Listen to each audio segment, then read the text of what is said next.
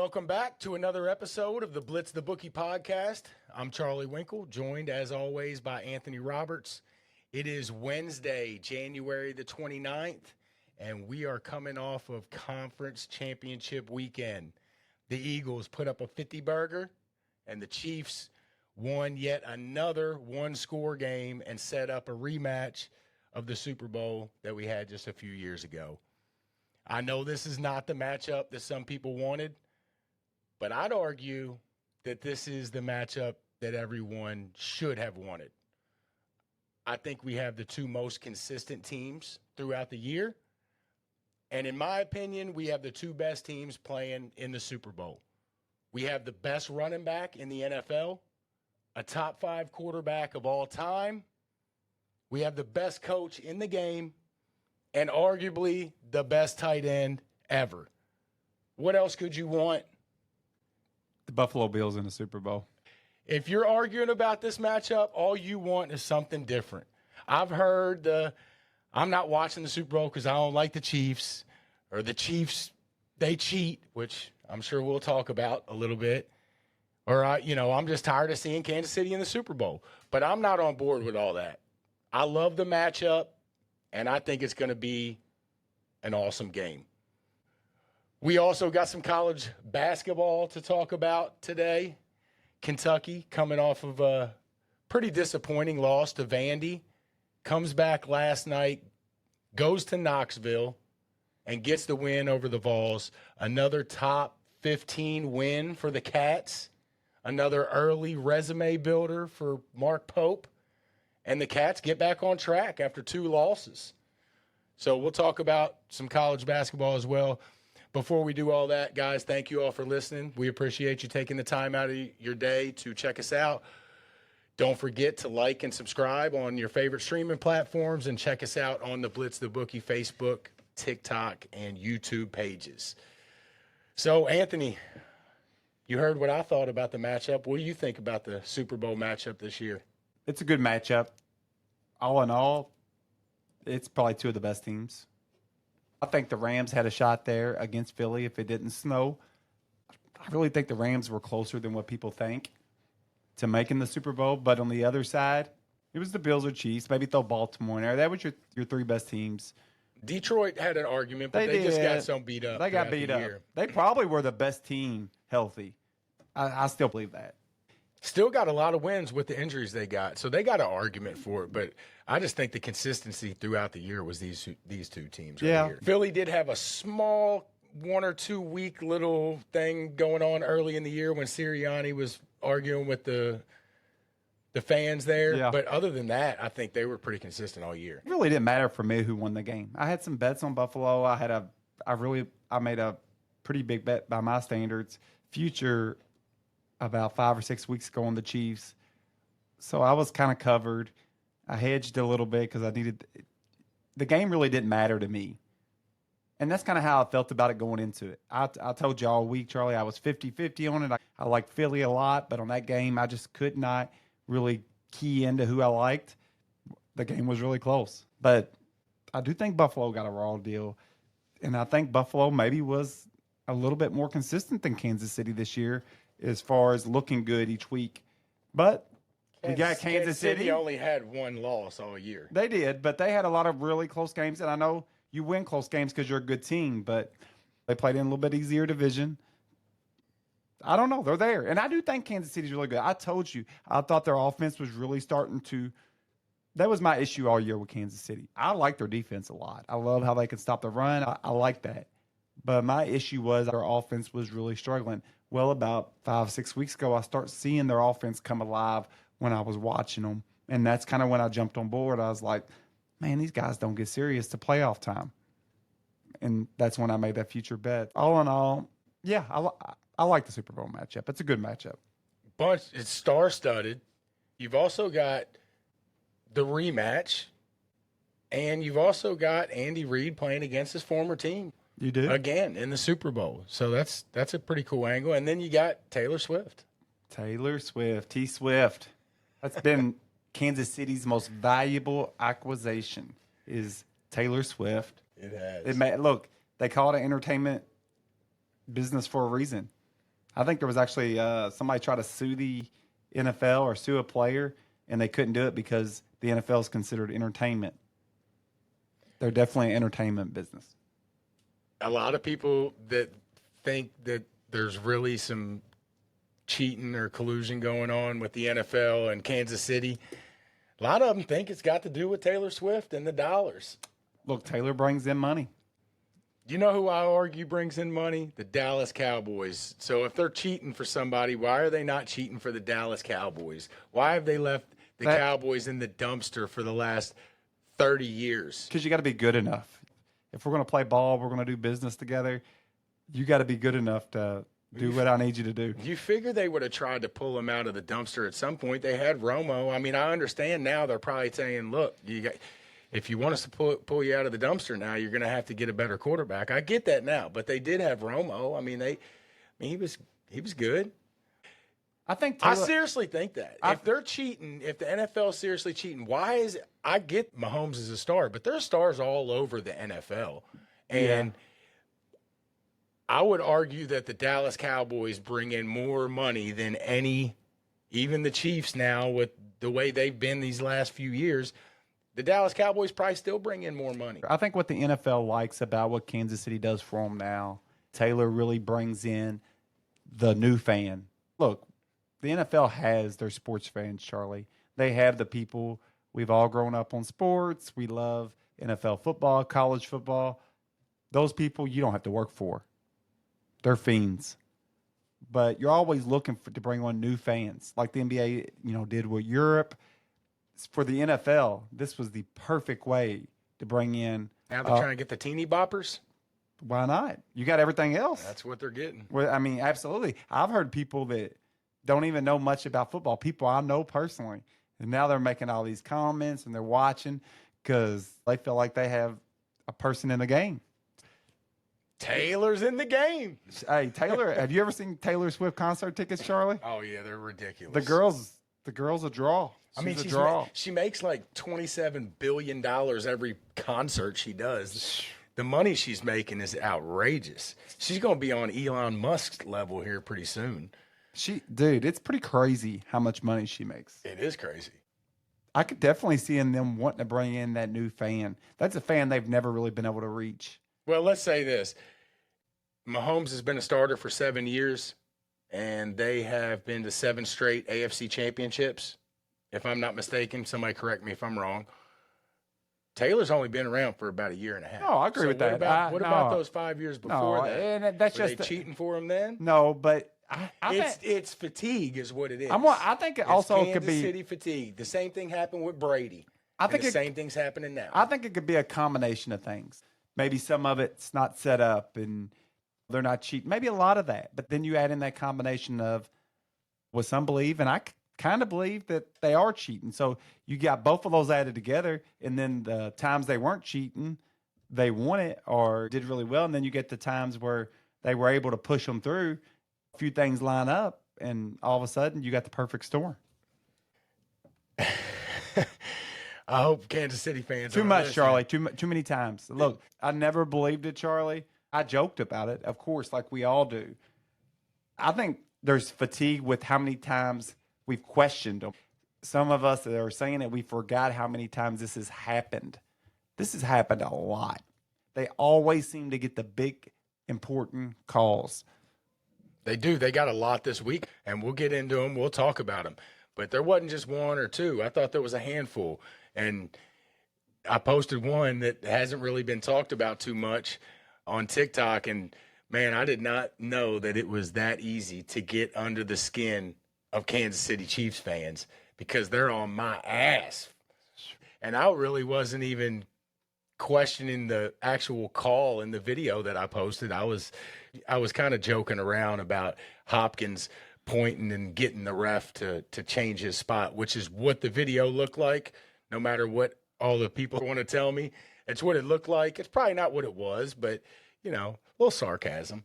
Can't get sarcasm on TikTok, though. I guess they don't get the sarcasm. Charlie, did you ever watch the documentary I told you about on Prime, Chiefsaholic? Yeah, I watched it. Yeah. I watched it. It was a good one, too. He's probably setting up at the pen celebrating. Yeah, he's figuring out a way to watch the big game here in a week and a half. For those that haven't watched that, go on Prime. It's called Chiefsaholic. It follows the story, tells the story. There was a Kansas City super fan. He was the Kansas City Wolfman. You seen him on TV. He dressed up as a wolf for the games. People didn't even know his real identity. It was well known in the football world. You've seen him on ESPN. You've seen him on different things watching games. Oh, he became a huge thing in Chiefs Kingdom. Well, nobody knew who he was, but everybody knew about him. He was the Wolf Man at every game, and he went to every game. He loved to do three home games and away. Oh, games. He did. And people always say, "How do you afford all of them?" He loved to do three things. He loved the Kansas City Chiefs. Loved to go in their games. He loved to bet sports. He was a big sports bettor, large amounts. And he loved to drive to away games, never flew, so he could rob banks. I guess that's how he paid for his gambling. I guess that's how he paid for his away trips. Spoiler alert. Yeah. You know the story. If you probably heard it. I actually heard the story when it happened. Yeah, that's a good documentary. I do recommend it to anybody that hasn't seen it. It's great. It'll catch you. Whether you're a sports fan or not, it's very catchy. All right, well, you want to go ahead and get into the little recap of these two championship games? Let's rock and roll. All right, well, let's start with that first one. Philly romps Washington. The Magic ran out. The Angel got knocked off the shoulder. Daniels didn't play bad, but we said it. He was up against it with that defense. And he hadn't faced a tough defense in a few weeks. So all in all, Daniels had a great year. But yeah, that was a lot to overcome. It really was a rough matchup for Washington. I told you before the game, I made some prop bets on it. I never make prop bets. I like Jalen Hurts to put up some good passing yards because my theory on it would be Washington's run defense was bad. Philly knew that. Washington knew that. Washington had to try to slow down Philly's run game or they wouldn't have a shot. I figured they would come up, really press at the line of scrimmage, bring guys up, get aggressive, and I thought it would open up for a lot of easy passes. I was correct on that, and it worked out. But it was just a bad matchup for Washington. You can't let a team just run all over you. They had to try to stop that somehow, and that's when they opened up the pass game. So just a bad matchup for them. They turned the ball over. And Daniels actually played really good. He only had one interception, and that was on that last drive, so we can just kind of X that out. We've talked about that before. Down a lot, forcing stuff, very end of the game. I'm pretty sure, if I'm not mistaken, that interception was at the last possession or maybe second to last possession when they were down about 40 points. He only averaged 5.3 per pass play. That's kind of low. That is low. But he still had a decent day, 29 for 48, 255 yards, touchdown and interception. But the game was over pretty daggone quick. I know Washington did make it. Would they make it 14-12 or something there for a second? But then it took all of maybe about 2 minutes for Philly to score again. I think they scored again and then got a turnover and scored again real quick. They made it 14-12, cut it to 2. But then I believe it only took about 3 minutes. They scored 2 more touchdowns. They couldn't stop them. They even tried. And Charlie, I've told you about this a million times. I've told all my friends. I don't even know if I've talked about it on the show or not. I've always said that if you're playing defense, you get down to the goal line. If you're on the 1 yard line and you can't give that up, you need to stop it. Why not keep jumping the snap count? Just keep doing it until you guess right because they can't move them any closer to the goal line, or they mess up, fumble it, or jump off sides, which Philly almost did. Philly almost fumbled the ball. I've always said that. That was like 2 plays earlier, no, I think. That was before they started trying to jump the count. Oh, they were trying to jump it the whole time. Which, look, it's a good defensive call. What's going to happen? They're going to get closer? I always said there's nothing to lose, but actually there is something to lose. But I would still do it on the 1 yard line, especially because if you can just get it back to the 5, they jump off sides. But we found out a new rule, didn't we, Charlie? Yeah, we found out that you only get 2 chances at that. You get 2 because after the second one, they said, "Well, we're going to give." Was it only warning. 2? I thought it was like 3 or 4. No, after the second one, they said we're going to give a warning, and the next time that they do it intentionally, I think they said they were going to do a 15-yard penalty enforced on the kickoff. I believe is what they said. You know why? I seen why they brought that rule in. There's a name to that rule. I forget it, but the reason they brought that rule in was like in the 1950s. Somebody was breaking for like a wide open touchdown, and one of the people off the bench came out and tackled him. So they had to put a rule in where the officials could award somebody a touchdown. Because Well, if that's not, a totally different situation. it is, but it gives the officials the power to award a touchdown. Well, what he said the first time about the warning and the 15-yard penalty enforced on the kickoff, which I think is what he said, I totally understand that. I thought, yeah, that sounds right. But then they jumped it the next time, and what the ref said had to have been the funniest thing I've ever heard out of a ref. Just the way he kind of fumbled a little bit and said, the next time this happens, the refs have the right to award a touchdown.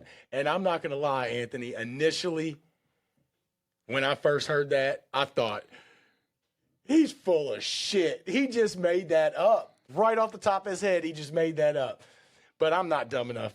These NFL refs are the best of the best. They're the best refs in anything that we've got. Now, I will say that some home plate umpires, I give them a lot of credit. Those guys are really good. But I think the NFL refs are as good as it gets.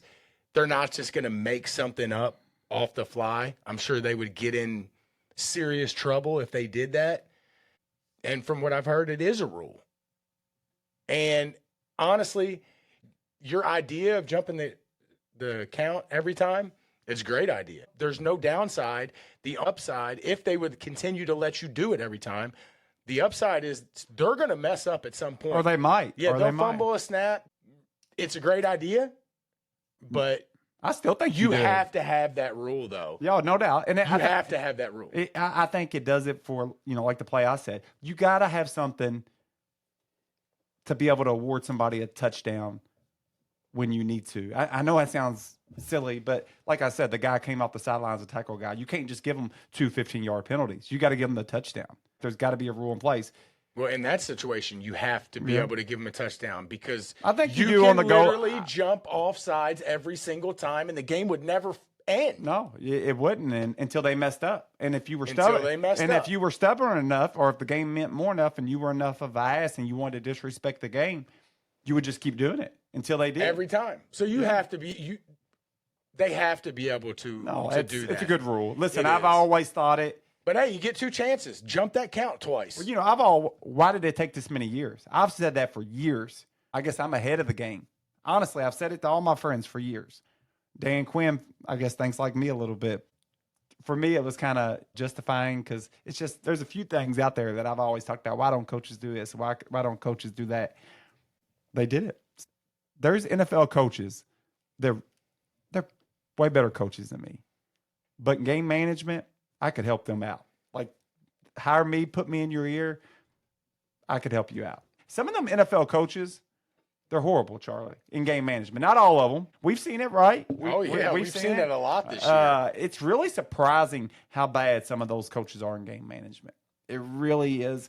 I know they're good football coaches. I know developing an offense or developing a defense, putting a group of guys together, bringing them together. That's a different skill set. But game management wise, that's a skill set in its own. Maybe I've gambled too much. Maybe I've watched too much football. But I feel like I'm always ahead of the curve on that stuff. So I learned a new rule. That was one of 2 that we learned. We'll talk about the other one later. So we talked about Jaden Daniels. Jalen Hurts, 20 for 28, 246, and a touchdown. Also had 3 rushing touchdowns. He did. So Jalen Hurts has 3 rushing touchdowns, and Saquon Barkley has 3 rushing touchdowns. Oh, yeah, and Will Shipley scored 1, too. They gave up 7 rushing touchdowns. And listen, take nothing away from Jalen Hurts because, I don't think he's that good. But he had a good game. yeah, but nothing looked hard. To anybody on that say team. that it did, every Charlie. time Charlie, his stuff was pretty easy. You say that every time Hurts throws the ball, you say it's easy. Dude, the one guy was wide open. I think he got like 60 on that one. He played a pretty flawless game. Even for Saquon, it just looked easy. I think they were really struggling with trying to control the balance. That's what makes a team like Philly so hard. Besides that first run for 60 that Saquon had, he only had 58 after that. That's what makes it so hard for teams with Derrick Henry and Lamar to guard that. I told you. Listen, I'm not a Jalen Hurts guy. I think his numbers look very below average. I told you before the game. when I was making my bets. I liked him to put up good passing yards. Washington had no choice but to cheat their guys up and get aggressive trying to stop the run. Sounds like they did after that big run there. Still gave up 7 rushing touchdowns, though. But when Their defense is a problem. They need to do something on the offseason with that defense because it is a problem. No, it is. And look, Philly's rush offense gives everybody a problem. It does. But 7 touchdowns? I don't think they have been exposed much. Their rushing defense was bad. Their pass defense wasn't that bad, but rushing defense, well, there's not a lot of teams in the NFL that really expose you on that. There's not a lot of great running teams in the NFL no more. But Philly is a team that will expose you in those situations. Having the running back, especially on an offense that's already dynamic. I don't think Saquon would have done this in New York this year or Derrick Henry would have done it in Tennessee. But when you have already a good offense and then you add a good passing attack and then you add a superstar running back with a really good offensive line, I mean, what do? Do you bring in more defensive backs to try to stop the passing game? Then they're going to get physical with the run game. Both offensive lines are really good. It's hard to deal with that. I wonder if any team this year scored 7 rushing touchdowns in one game. That seems like something that does not happen very often. Oh, it's a lot. That's a lot. I'd be willing to bet that 7 might be the record for this year. I don't know. Maybe I'm off on that. But if I am, it can't be by a lot because that's unheard of. But, Dan Quinn's a gambler. And I felt like all game watching them, they were gambling. And I get it. That's work for him. But it also can lead to some big scores from teams. I don't think there's not matter what game. When you're down, you got to wait. I think he's a risk versus reward guy. And when he was down, he knew he had to get it even more aggressive probably. It just didn't work out in his favor. He gambled like 4 times on the very first drive, went for it on 4, converted like 2 third and longs, I think, and then 2 or 3 fourth downs on the first drive. What was it? 7-minute drive. They only ended up getting 3, but if you remember that drive, they went for it on 4th down at least twice on that drive. Actually, they went for it, twice. They went for it twice and then settled for the field goal, which I thought was a good move. Him settling for that field goal because you can only go for it on 4th down so many times you're going to get caught. So he had already went for it twice on that drive, but they had to work their ass off for those opening 3 points there. No, it did. And then would it take one play, 60 yards, 7-3, real quick. He must be doing something right, Dan Quinn. I do like him. He's like even money to win Coach of the Year. You got O'Connell, Reed, and Harbaugh, all 3 at 5-1.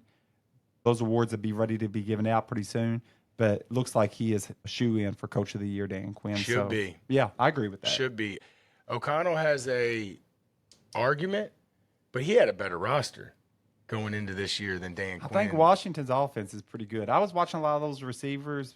Their overall roster is not what Minnesota's got a better roster than Washington, top to bottom. On offense, I think easily. On offense, I think Washington. But yeah, they got a good. Minnesota's got a good roster too. Their defense is head and shoulders. Yeah, big time. Not even close. Big time, yeah.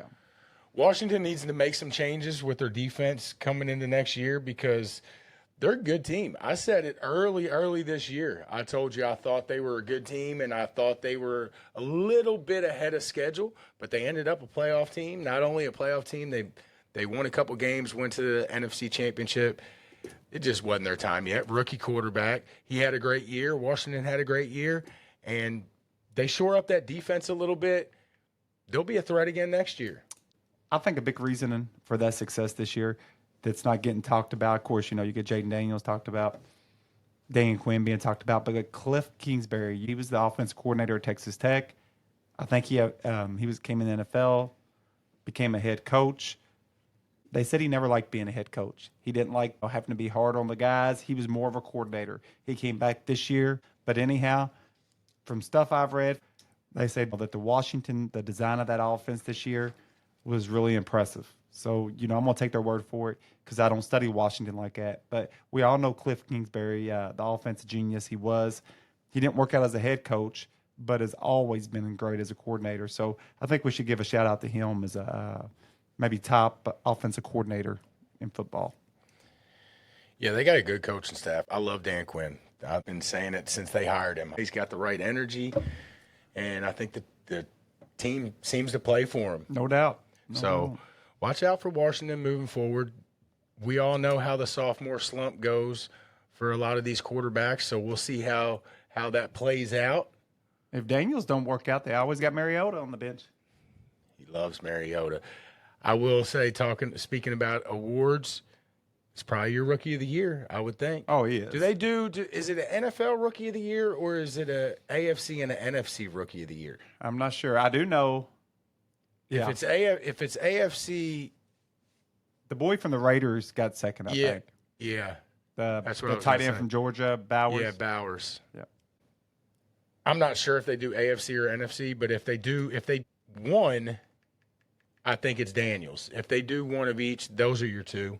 Bowers had a hell of a year. Broke the record for rookie receptions in the season. He did. He had a really good year with Bowers. Is nice. Raiders don't, They need a lot. Yeah. They got some decent pieces though. But yeah, they do. They need more. They got Pete Carroll.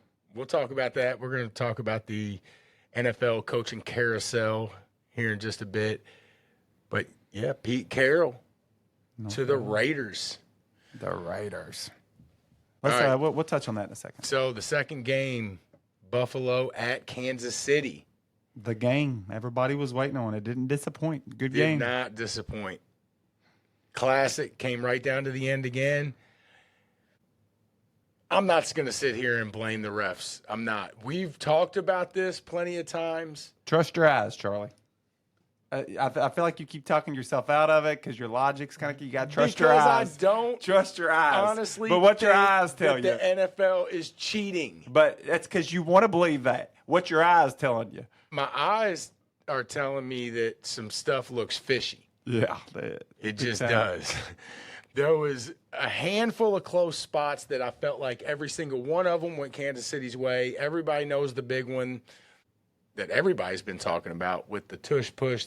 The officials, Mark, they were like 2 yards off. One was a yard in front of the 40. The other one was a yard behind the 40. How can we be 2 yards off from each other? So while we're on this, let's just get into it. For one, it was a blown call. 100%. That was a bad call. I don't understand how you can review these plays and still get it wrong. Especially in the NFL. The NFL gives you the utmost forward progress. Always, they do it with everybody. We all know it. I'm not always crazy about it, but they give it to you. They give that call to everybody. They just do. He got it. But before we go any further, what I've been screaming for years, Anthony, put a chip in these balls. I like it. A chip in the football. I like it. Some kind of system, laser system or something, however they do it, going across the field, however you do it. They do it for tennis. Why is there not a chip in the ball to take away these measurements?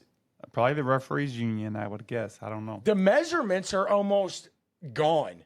Every once in a while, you'll see them pull the chain. At least pull the chains out and show me that we're trying here. Because now, on super close calls, they just say, he got it. What do you mean he got it? I agree. Spot the ball, pull the chains out like back in the day if you're not going to have – the chain thing is stupid. They want to hurry up and move those chains till they're The gone. chain thing is stupid. But I'm saying if we're going by how we do it now, pull the chains out on the field and show the people. But the chains should be obsolete. I tell you. They should be there for the cameras. Put a chip in the damn ball and all this goes away. That call cannot be blown when there's a chip in the ball. Period. End of story. We always talk about cheating and how referees cheat or players cheat, gambling. I think one of the biggest areas in football where the referees are cheating, like when you can tell one that's kind of fixing a game or kind of massaging it one way, is the marks on the balls. Like when players go down or watch a game, not during the important time, just on average plays. Watch certain officials. You could tell when they're cheating. Half of them, when they're running from the sideline, coming in with their spot, they're running like a spaghetti noodle anyway. And then that one official will keep favoring that team with little spots here and little – dude.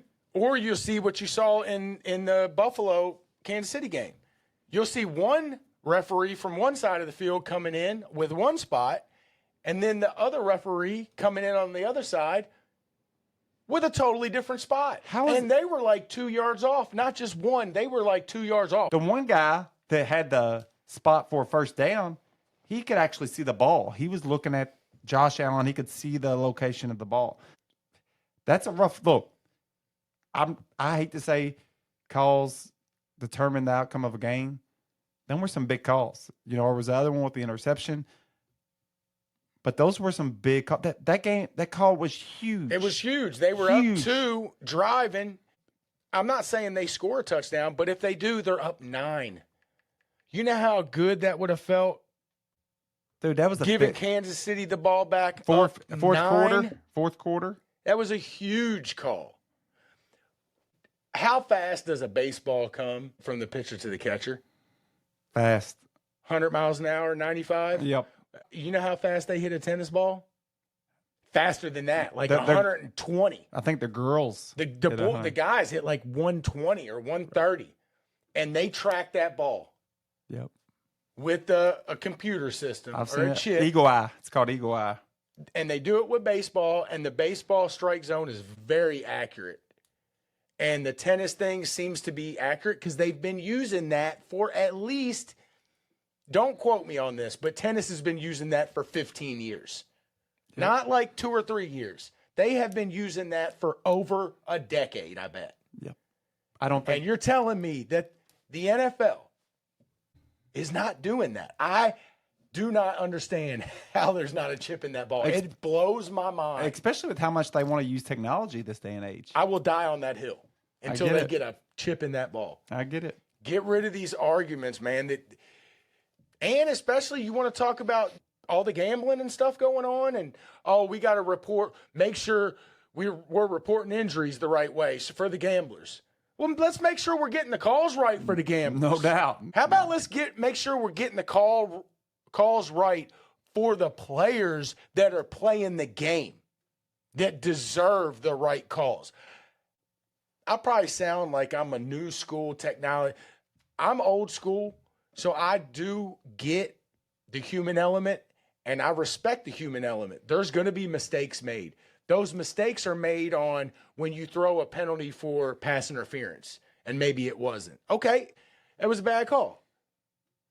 The refs are humans. They will make mistakes. On the spot of the ball, that shouldn't be one of the mistakes. Judgment calls, you can make a mistake. That is not a judgment call. That's a fact. Did you get to the line or did you not? Too many big calls are going Kansas City's way.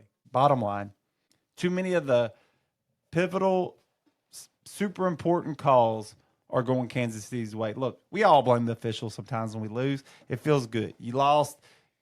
There ain't nothing else you can do, so you might as well blame it on them. Argue. Like you say, stand on your heel. Somebody just beat your ass. That's all you got at that point. I don't even mind it because I get it. I've been there myself. I've been at the point where I've been so red after games, I'm looking to blame it on anything but saying that you straight out beat me. Been there, done that.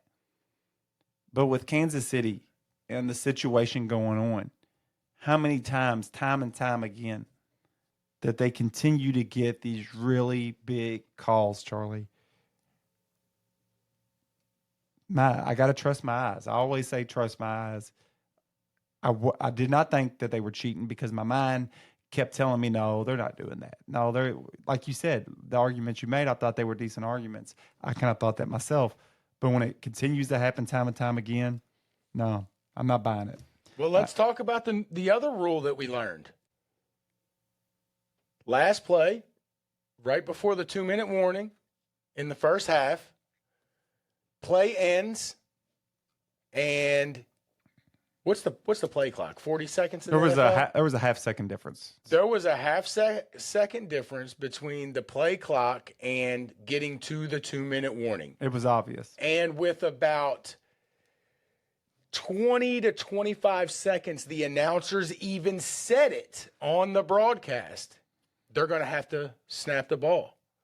There's a difference in the play clock and the game clock. They're going to have to snap the ball. And that's big. That's a lot bigger than what people think. You might think it's petty. Well, that makes them run another play, and that gets them a down further into it. That was big from a game, talking about game management. That was huge. And within about 5 seconds of the announcer saying that, they must have got a call in their ear because they switched it real quick to, oh, well, they're going to use the blended clock rule. Yeah. Let me repeat that for everybody. Blended clock rule. Y'all didn't know that existed. No. Another rule that is, when I initially heard it, I thought, they're full of shit. 2 games in a row on Championship Sunday, they are making rules up. They brought out everything this weekend. They brought out everything. So, again, NFL refs aren't just going to make shit up. So I'm sure that is a rule. But who was calling that game? Tony Romo was calling that game. He didn't know that rule. No, Tony knows everything. Tony Romo did not know that rule. Go back and listen to it. With 25 seconds left, they said they're going to have to run a play. Mm-hmm. So they didn't know about it either. I don't think anybody knew about that rule. No. Please let me know if you knew about that rule, because I've been watching football for a long time, and I've never heard the term blended clock. Have you? Nope. I have not ever heard the word blended clock. I haven't. Unbelievable. I like to learn new things, though, so I guess yeah, we learned 2 new rules in the same day, which was pretty cool. Yeah, these calls, man. Look, for the record, I do not think that the NFL is cheating for the Kansas City Chiefs. But, man, stuff's fishy. There was another one, the one I posted on TikTok. It was a play early in the game, might have been even first quarter, maybe second quarter. DeAndre Hopkins catches a pass near the sideline, turns, goes upfield, goes out of bounds right at the marker, right at the first down marker. While he's getting up, the line judge is marking his spot, and he stops and marks the spot about a half yard short of the first down. And Hopkins gets up, and you can see Hopkins pointing, saying, no, there's my spot right here. And as he's saying that, the referee moves. That was a good catch. From a half yard short to getting it by half yard and motions first down. He did. Go look at it. It's on our TikTok page. Go check it out. It's there. It's going crazy too, because Kansas City fans are pissed at Blitz the Bookie right now.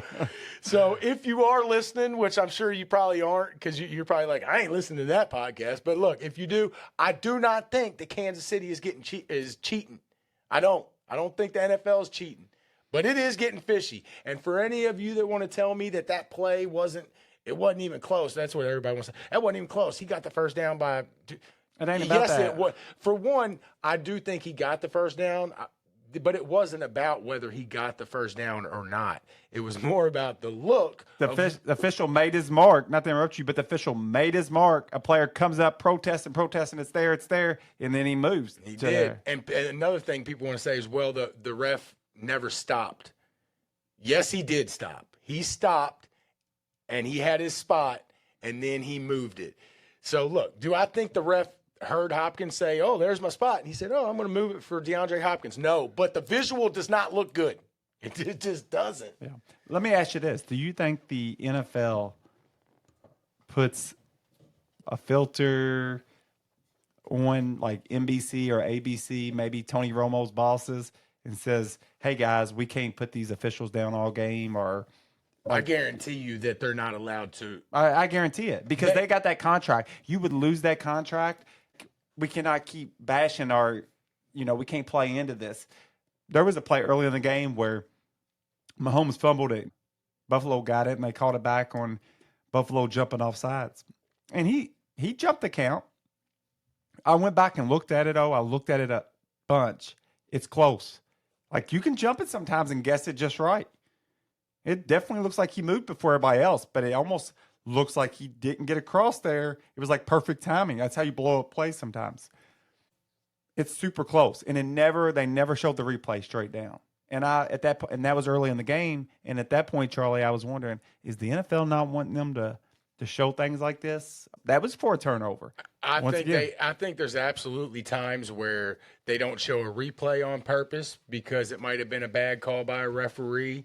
And I also think that announcers like you're talking about are definitely limited. Do I think they're told that they can't say anything about the refs? No, because sometimes you'll hear them say, not so much that was a bad call, but sometimes they pull the head official in there to talk. They'll go against what the refs say sometimes. That guy did, the rules analyst. Yeah. He went against them twice on the interception and on the downs. Yeah, downs so I play. do give them credit because I've heard them go against them, and I've heard announcers criticize refs a little bit.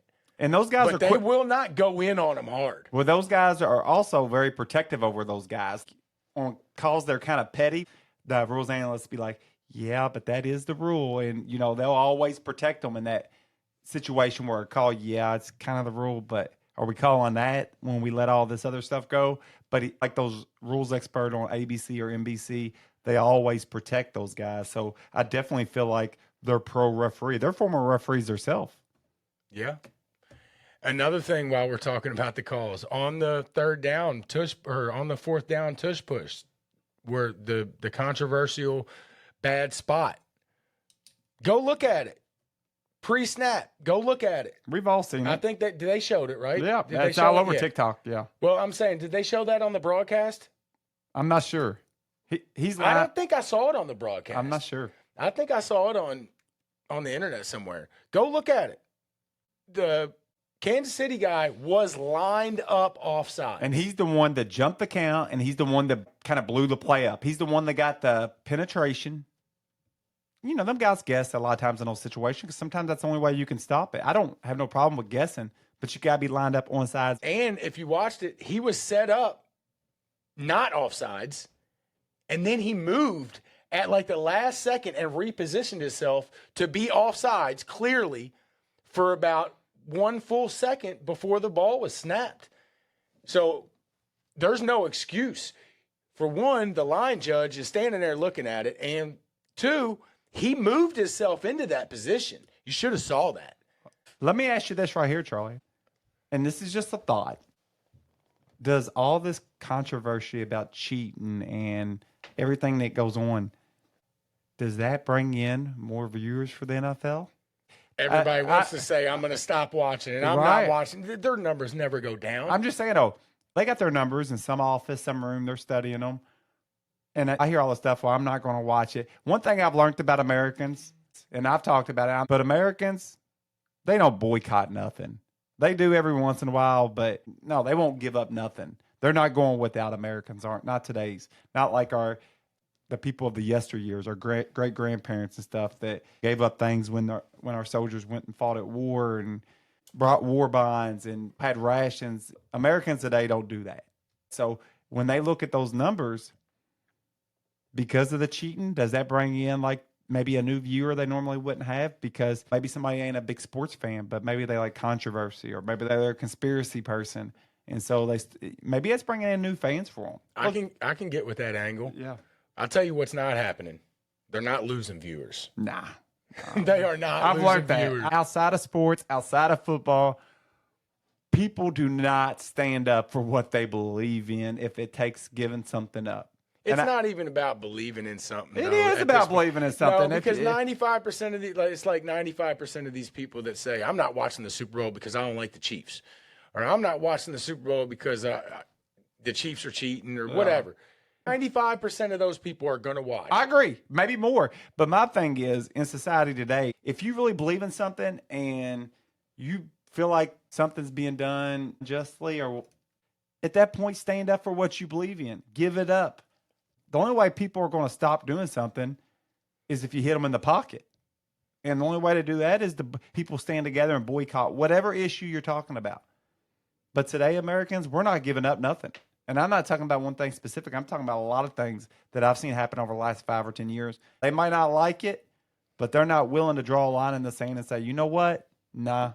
I feel like that's good to be able to do that. Whether you're right or wrong, being able to stand up for what you believe in and say, no, I'm not going to support that if you're going to do this. And there's no way a person should be pumping money or pumping their time into something that has no respect maybe for something they believe in or something that maybe someone else believes in.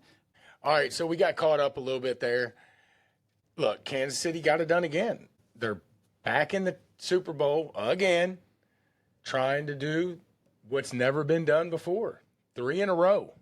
That would be historic. Do you think Chiefs aholic? Do you think he's having a party in the pen? I guarantee it. Hooch. They're going to have some homemade hooch. I guarantee it. Some painkillers.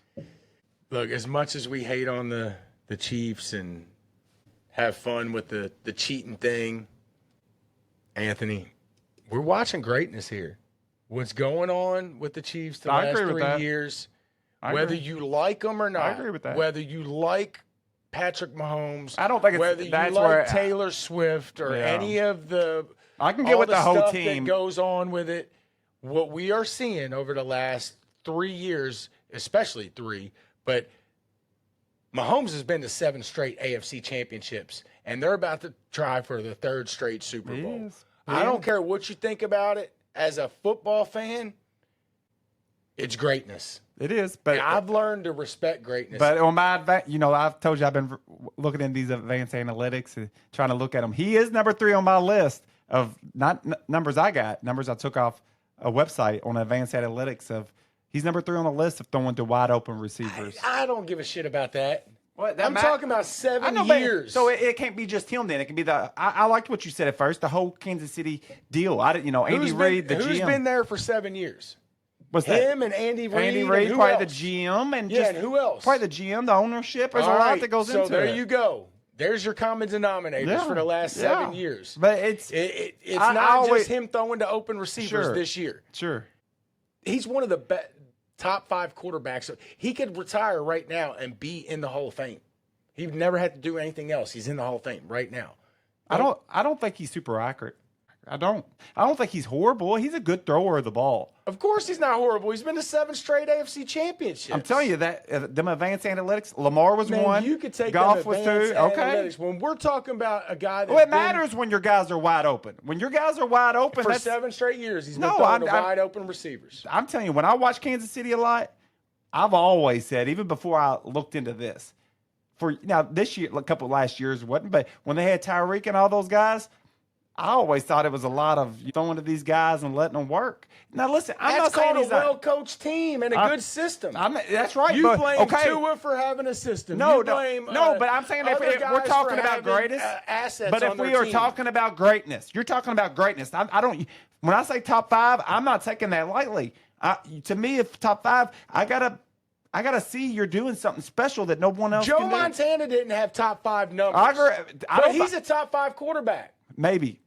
All right, it's arguable, but I'm saying he didn't have top 5 numbers. If you want to talk about numbers, but there's a lot of guys' numbers that was better than Joe Montana. But numbers, you can't always go by numbers because different generations, they put up different amount of points. Some generations, it's more run-dominated. We talked about that. But to me, when I watch a guy, how much does he do for his team? Mahomes doesn't do a lot for their team. I do think he does a lot, but I also think there's a lot of other pieces. I think they always have had him a really nice setup to work with. I think there's guys that don't have that same nice setup. So now they get discredited because of the teammates. Well, I don't get, you don't get, to me, I don't put you in my all-time greats or take you out just because maybe you haven't won a Super Bowl. It just don't. To me, it's a lot more. I'm not talking about a Super Bowl. I'm talking about possibly 3 in a row. Well, I think Dan Marino's the best quarterback of all time. I don't think he's ever won, and he's never won a Super Bowl. And look, I will argue that all day. I will argue right with you that he's the greatest quarterback. But me and you have had these discussions. Yep. And we can maybe do this. We can have this discussion again. We know how we feel. We'll have some time. Yeah. But to me, gunslinger, most accurate, and best quarterback is kind of 2 different things to me. Most accomplished quarterback and best quarterback is, to me, that's where I heard that argument. I didn't come up with that. I heard somebody make that argument. It might have been, I forget who it was. Maybe it was Montana talking about who he thought the best ever was. And Montana, he said Dan Marino. And he said there's a difference between the most accomplished and best. And I like that. I do like that because most accomplished, I definitely think. You're just talking about stats when you're saying no, I'm just saying when I watch him, I can see he's doing special, like he's picking this up, he's putting it over. You ain't got to argue with me. I'll argue Dan Marino till till the end. It's But pretty- you know who I'll say is the greatest when I think Peyton's a top and five. it hurts me. I think Peyton's a top He five is. quarterback. He of all time. absolutely is. I do. He absolutely is. I don't think he always played on the dominant teams like some guys have. He played on some good teams though. Look, I'm a Dolphins fan. I learned to respect what I was watching when the Patriots were doing what they were doing. Sure. I absolutely hated them for years, even though my team sucked and had no chance to win the division or playoff games or Super Bowls. I still hated them. But towards the end, I don't know if I just matured a little bit or just maybe my just started thinking differently. But I started respecting what I was seeing, maybe just as a football fan. I think Brady. It probably helped out that my team never had a chance, so it made it a little easier for me since my team was never battling with them. Sure. But, yeah, I respected what Brady was, and I actually became a Brady fan. You know I did. Yeah. I actually like Brady. And y'all have heard us dog Kansas City. Brady, I actually like Brady's Kansas really City. smart, makes a lot of adjust, and I think Mahomes is really smart too. Do not take that away. I do think he's smart, but Brady he never played worse than with the top 9 defense. So very similar. But it's very similar. But I do think Brady is the smarter, reading the defense, being accurate. Now Mahomes is more athletic, creative, which everybody's got. Yeah, what I they're agree with better that. at. I agree with that. But I never felt like Brady's guys were wide open like Mahomes, like Lamar's. I told you the top 3 I seen on the list this year was Lamar, Goff, and Mahomes. But I see what they're talking about with that. When you watch Detroit and they throw it to those guys, them are well-designed offenses or something's working, whether it's the balance or And always take something away but you can't take always credit away. but you can't always give it just because they're winning either. There's one player on a whole team. Yeah, he's the captain, he's the quarterback, but there's all these players, there's GMs, there's coaches, there's situational, there's a little You luck. used to claim that anybody could win with the weapons that Tua had, and that was proven to be false. I didn't say anybody win. I thought he had a good situation. He did. Yeah, he did. But it was proven that anybody can't just step in there and win. Now, who are we talking about? Who's y'all's backups? Well, Skylar Thompson Okay. and Tyler Huntley, who is a respectable backup, won some games in Baltimore just a year or two ago. Well, your coach had it tailor-made because when Tua went out, your coach, McDaniels, like he lost his best friend. I'm just saying, Look, Tua grew on me. You can't take too much away from people because they have good teams. It's not just about Mahomes. It's about what we're seeing out of the Kansas City Chiefs is one of the greatest runs, if not, might end up being the greatest run we've ever seen. I don't think they're there yet. If they win the Super Bowl, they'll be the first team to ever win 3 in a row. They're not winning. Spoiler alert. We'll get to that. Listen, I got Kansas City on the future. I need them, but I'm probably going to hedge off. I'm probably going to go ahead and cash. We'll get to our picks next week, but spoiler alert, don't bet against the Chiefs. Not in the Super Bowl. Well, one more thing on this game. If you're out there and you're saying that Josh Allen can't win the big game, if you're saying Josh Allen choked, he played very well. any of that, played well last couple games. You're crazy. Yeah, he played awesome. That game was not on Josh Allen. That game was on the Bills' upper management for not getting him enough pieces, and I will call it out, Sean McDermott. The play calling, you cannot run a play over and over when it continually does not work. And that's what they did. They ran the tush push like they thought they were the Eagles. They'd had success with it, but you keep saying that. Maybe they have, but they were unsuccessful in that game. And how many times did they run it? Chris Jones shut it down. They ran it way too many times. I don't think you can do it against the Chiefs. They're too strong in the middle. They're too strong in the middle. What are we doing? And a lot of them teams like Philly, Saquon's not back there pushing Jalen Hurts. Do you think it's like Goddard or like a tight end or something? Do you think teams are learning how to defend it? I'm watching. They're like pinching Buffalo's in. not even pushing. I know. They didn't even have anybody pushing. Not even a little guy pushing. Well, they had Kincaid try to push. I'll be honest, it was kind of a miserable effort by Kincaid, and not to pile on after that drop. Let me ask you this, not to switch it. I know it was an incompletion. I think Josh Allen's maybe the only guy in the NFL that could make the throw, the last throw he made that was an incompletion.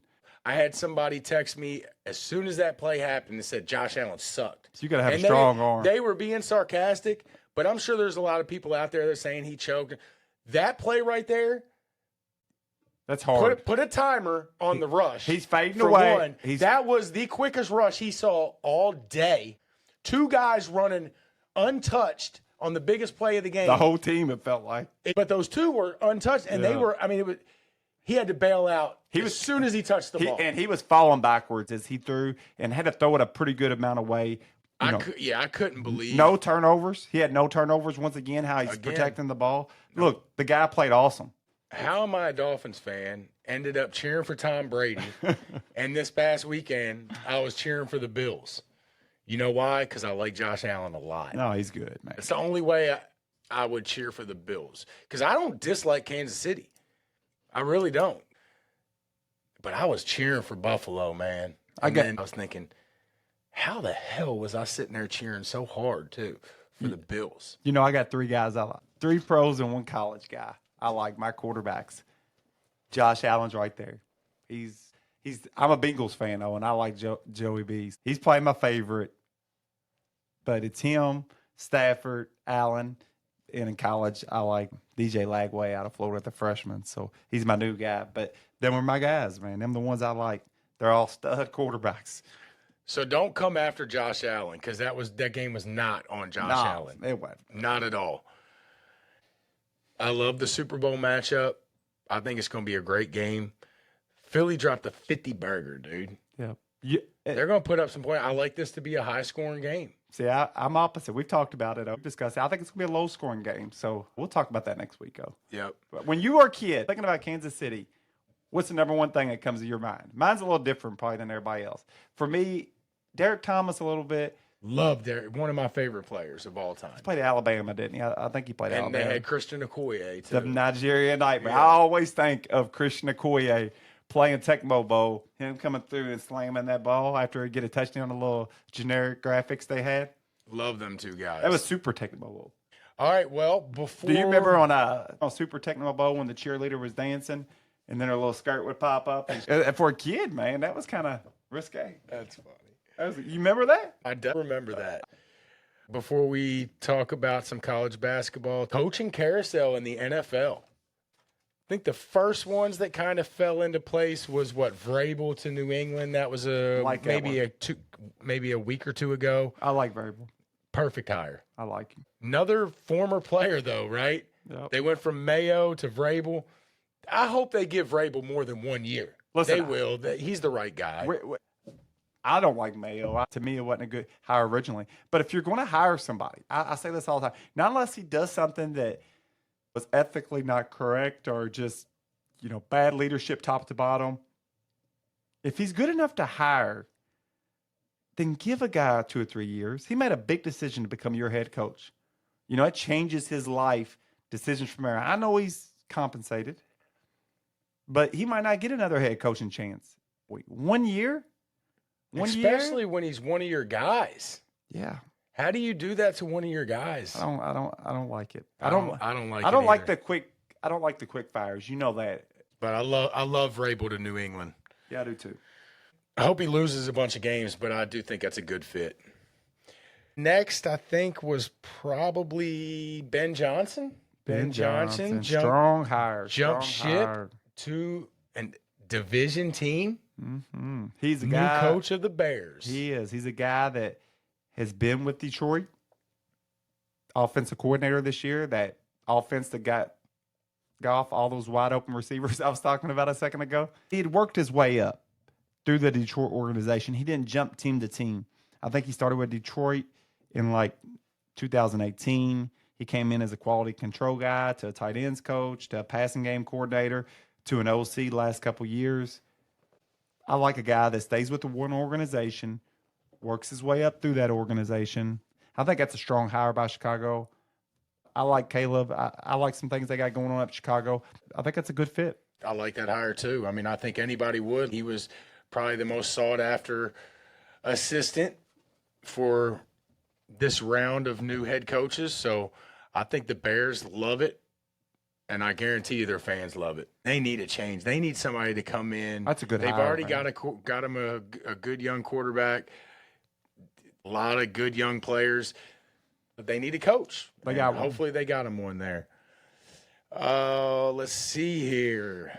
Brian Schottenheimer went to Dallas. Mike That was- McCarthy out. Brian Schottenheimer, son of Marty Schottenheimer, talking about the Chiefs again. Longtime Chiefs coach Marty Schottenheimer. His son Brian Schottenheimer coached several places throughout his time in the NFL. Was been offensive coordinator with the Rams, the Jets. Been quarterback coach with Indy. So Where's he been the last couple of years? Where has he been? I know He's he was in Dallas. Yeah, he's with Dallas. Yes. Typical He's offensive- hire for Jerry. He's offensive coordinator in Dallas, but McCarthy was calling the plays, almost like a McVay situation. He was with Seattle 18, 19, and 20 as OC. Then were good Seattle teams in 18, 19, and 20. That's a puppet for Jerry Jones. A former assistant that'll keep his mouth shut. He already knows how Jerry runs the ship.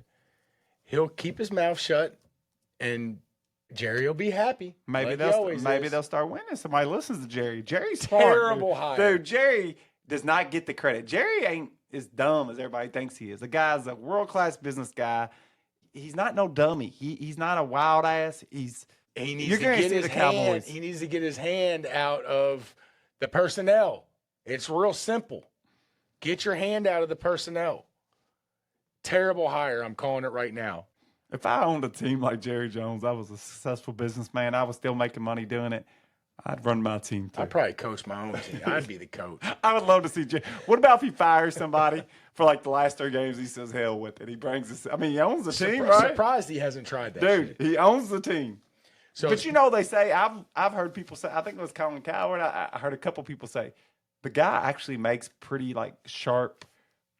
Like he's not as wild as everybody thinks he is. I'm sure he's really smart, but when it comes to the personnel, I just think he gets in the way. They got a pretty good team right now. I think I really do. Whatever, they've sucked for 30 They are, years. but it's how many playoff wins they have since Troy Aikman? they've had some decent One, years I in think. there. Yeah. One, maybe one.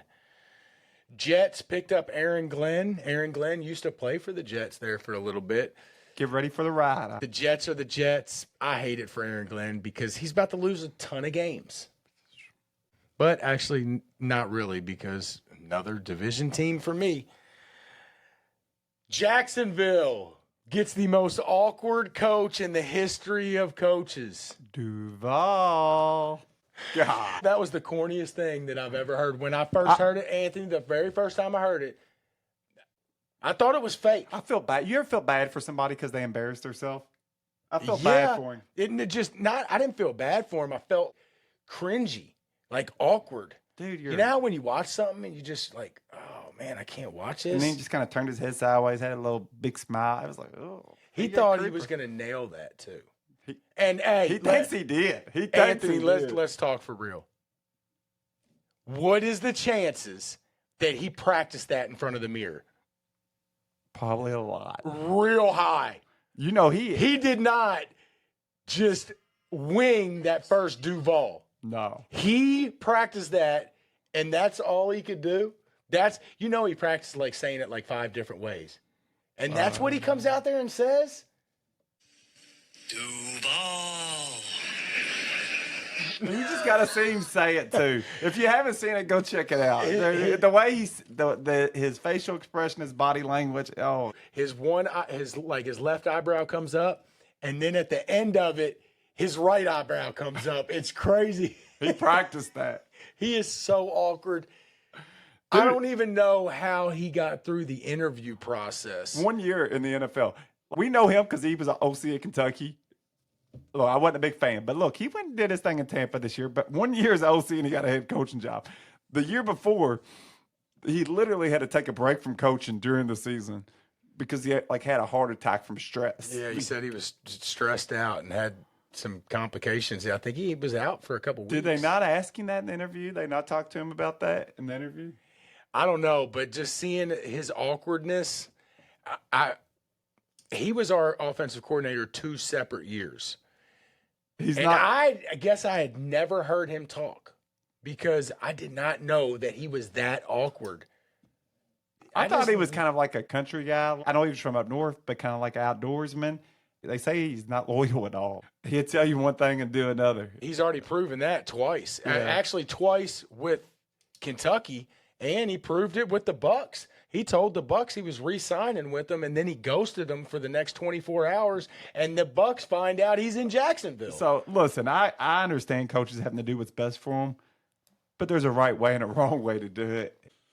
Most intriguing hire of all of them, the 73-year-old Pete Carroll is back in football. He's going to Las Vegas. 73, and is this the best division in the history of the NFL for coaches?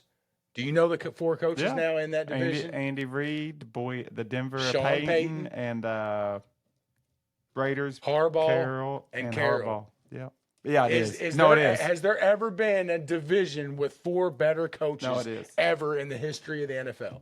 I don't think so. Listen, I've never was a Pete Carroll guy because I never was a USC guy when he coached in college. And when he left, he got him in trouble. And that's back when you did that. There was a black eye on you. He left and he ran out the back door when they were getting in trouble. Never was a Pete Carroll guy, but I always respected him as a coach. He's a guy's guy. He's a football guy. He's a Jim Harbaugh type. Yeah. Pete Carroll coach, man. But now, has the game passed him? We talk about this in basketball. Games change, and games can pass you. What worked when you coach might not work now. So I always gave credit to the old Penn State coach. What was his name? Joe Paterno. He was one guy that was always able to change with the times. Even when everybody counted him out, he'd have like a really awesome season as an old man. There was one thing he didn't change with the times. Paterno's a good guy. There was a lot more to that than what they talked about. I don't know. I might have to edit that out. Paterno's a good guy. We might have to look back. It's been a while. We might have to look back on those details there, Anthony. He ain't the one that did it. I think he had something going on there. He didn't do it, did he? No, I think something was going on there. No, he just didn't let it out. Like when he kept it in house. He kept it in house. He knew about it. Well, I think that's about it for the coaching carousel. I did see that McCarthy took his name out. He is out until next year, so he's gonna sit out, take a little break, wait to see. Make some money. Look, he'll get another job next year. I don't even dislike McCarthy. I think he's a good coach. See, I've never been a McCarthy guy. Never have. Not at Green Bay. I've just never been. I'd take him over Liam Cohen. Duval. But it looks like the Saints, he was actually in the running for the Saints job, McCarthy was. It looks like they are looking at Kellen Moore. He's offensive coordinator for Philly right now. Yeah. So he's a New England guy. He was in Dallas. He was offensive coordinator for Dallas for a handful of years. Yeah. Kellen Moore, I think wasn't he quarterback at Boise State? Yep. Yeah. Really good young offensive coordinator. He's had some good years, and he's headed to the Super Bowl. So Kellen Moore might be the Saints' new head coach next year. So, all right. Well, I think that wraps it up for the NFL. Let's head on it right before I know we're going towards the end here. But what's that? Cal's returned to Rupp. Oh, yeah. College basketball. Kentucky got the good win after losing to Vandy. We are now 6-1 versus top 15 teams. 6-1. We bounced back too after 2 losses. I like that because that wasn't a good spot to be in. 2 losses in a row going into Tennessee. Could have been 3 going into this weekend against Arkansas. That would have been rough. They were a good defensive team, Tennessee. Some people say we're soft. You've heard them arguments. And so, it was good to go into their place and get that win, especially after 2 losses. That was a big win. We're not a physical team, but what we are is a very well-coached team. And we make adjustments. He's already shown it. Pope has a handful of times this year making big-time adjustments at halftime. He did it again in Tennessee. He's a great X's and O's guy. He is. We played really good in that first half, but the last couple minutes of that first half, we lost the lead, went into halftime down a couple points, and we come back in the beginning of the second half and was playing really good. We come out of the breaks really good. We come out of timeouts I'm gonna tell you, very well. Coach Pope is the perfect, and he's not the only one. There's a few of them out there. He's the perfect coach in today's new college basketball. Because in today's new college basketball, being a good recruiter does not mean nothing no more. And who knows? He might not be that good a recruiter. He might be. But that's a skill in itself. But that skill's gone because now you buy your players. And so in today's college basketball, you want a great analytics guy, a new age guy, a good X's and O's guy. And that's what Coach Pope is. He's really good at that part of the game, drawing things up and breaking things down, analyzing things. Coach Pope's really good at that. He's really a coach, I think, the kind of coach, he's the poster boy for today's college basketball, what's working with the NIL era. Perfect coach for Kentucky right now. 6-1 versus top 15 teams. We are one of only, I think, 3 teams in the country with 7 or more quad 1 wins. If you guys know, quad 1 wins might be the biggest thing that they look at when they're talking about tournament seeding. Quad 1 wins. 7 of them. All 5 of our losses are also against quad 1 teams. Had a rough schedule. That's a little surprising to me because we have the 1 loss to Ohio State.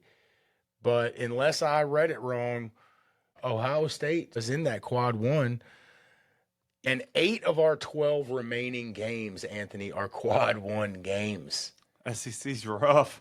Wow. Rough. I said it at the beginning of the year that I questioned how good the SEC was. I wouldn't question just that. because of the history. Yeah, I get it. The history of, I've heard it before. Now, have I ever heard this is the best conference ever in the history of college basketball? No. It was but different this year. I've heard that the SEC is going to be good. And SEC's this. SEC. So I've heard it, and I doubted it. Man, it is loaded. Vanderbilt, the team that we lost to, that I said is a disappointing loss. Honestly, Anthony, if you really look at it, they've only got like 5 losses. I say it's a disappointing loss because of the name and the history. We're Kentucky, they're Vandy. But they're not a bad team. No, they're not. They're really not. Look, this team we got coming in on Saturday, Arkansas, they're last in the SEC right now. Dead last. I guarantee they're not going to be no walkovers. We ain't just going to run them over. And they're dead last in the SEC. So the SEC has held up as of now. I'll tell you the team that surprises me, not to get off, but Miami Hurricanes athletic program in general. Their football program, they're spending with anybody right now. Of course, you heard the Carson Beck NIL contract. Supposedly, they just offered Ohio State star wide receiver Jeremiah Smith almost $5 million to transfer there. He's from Miami originally. $5 million for next year. These guys maybe can make more in college than they can in the NFL, but they're spending all this money on football, and they're not spending none on basketball. Their basketball team's not very good. You know, Kentucky begging, basketball coaches begging, please come on, give me something. Football, throw me a meal over here. Just one. All I want's one. Golly, like how do you justify that? Like as a athletic director, I mean, like they're like they're 0 something in the conference, and their record is like 4-20. So we pay all this money to these football players. And basketball, we're having this kind of product on the court. If I was the president of the university, I'd be asking the athletic director. I get football is important here, but hey, we got to spread some of this money across the board. I don't know how that works. So with the NIL and if different collectives are for sports specific at that point. So not only did we get the win at Tennessee, we got it without our starting point guard and our starting center. Carr did try to go. He sat out the Vandy game, tried to go in the Tennessee game. They put him in for 1 minute, see how it went, and they pulled him right out, and he never got back in. So, and then Butler was out, and he's got a shoulder, and they're saying that might be a little more serious than people have been thinking. Butler might be out for a little bit. I don't like that because I think he's a great player, but we have actually done pretty good when Robinson is running the point guard. So I think we'll be okay, but we definitely need those 2 guys back. But I think that made that win even that much better. No, it does. You win a road game against a top 10 team without your starting point guard and starting center. That's impressive. Well, I think it's almost like the quarterback thing in football. Sometimes that backup quarterback in the NFL, he does good for a week or two because you don't know how to guard him. The book's out on this team. How do you guard this guy, or how do you guard this team? And then when they bring in a new lineup with some new dynamics involved, teams got to refigure it out. It might take 2 or 3 games or something. But I think we're a better team with Butler there. Not that Robinson's not doing a good job. We're a better team with both of them there. If we're going to make a run, we got to have all those guys. Do you remember what I told you after the Vandy game? I called you right after we lost to Vandy. And one of the things I told you was Butler was really careless with the ball. At the end of the game, had a really bad turnover. But looking back at it, my man was injured. Yeah. He was playing through a pretty good – look, I don't know how significant it is, but the talk is that he's probably going to miss more than just a game or two. So in that Vandy game, he played the whole game, but I think he was hurting bad. So I give him some credit for trying to play through that. But, I do think that affected him big time. We need him. That was probably the worst game that he's had. But how much can you take from it when he's – what percent was he playing at? 50%? Yeah, if you're out that – look, sometimes I question how serious injuries are because players want to make excuses. But when you're missing multiple games, you're definitely injured at that point. So – and Carr's got it back. He came in a little bit in the first half, and I guess he couldn't go either. So hopefully we get them 2 guys back. Hopefully they don't have to sit out too long. What's hurt on Carr?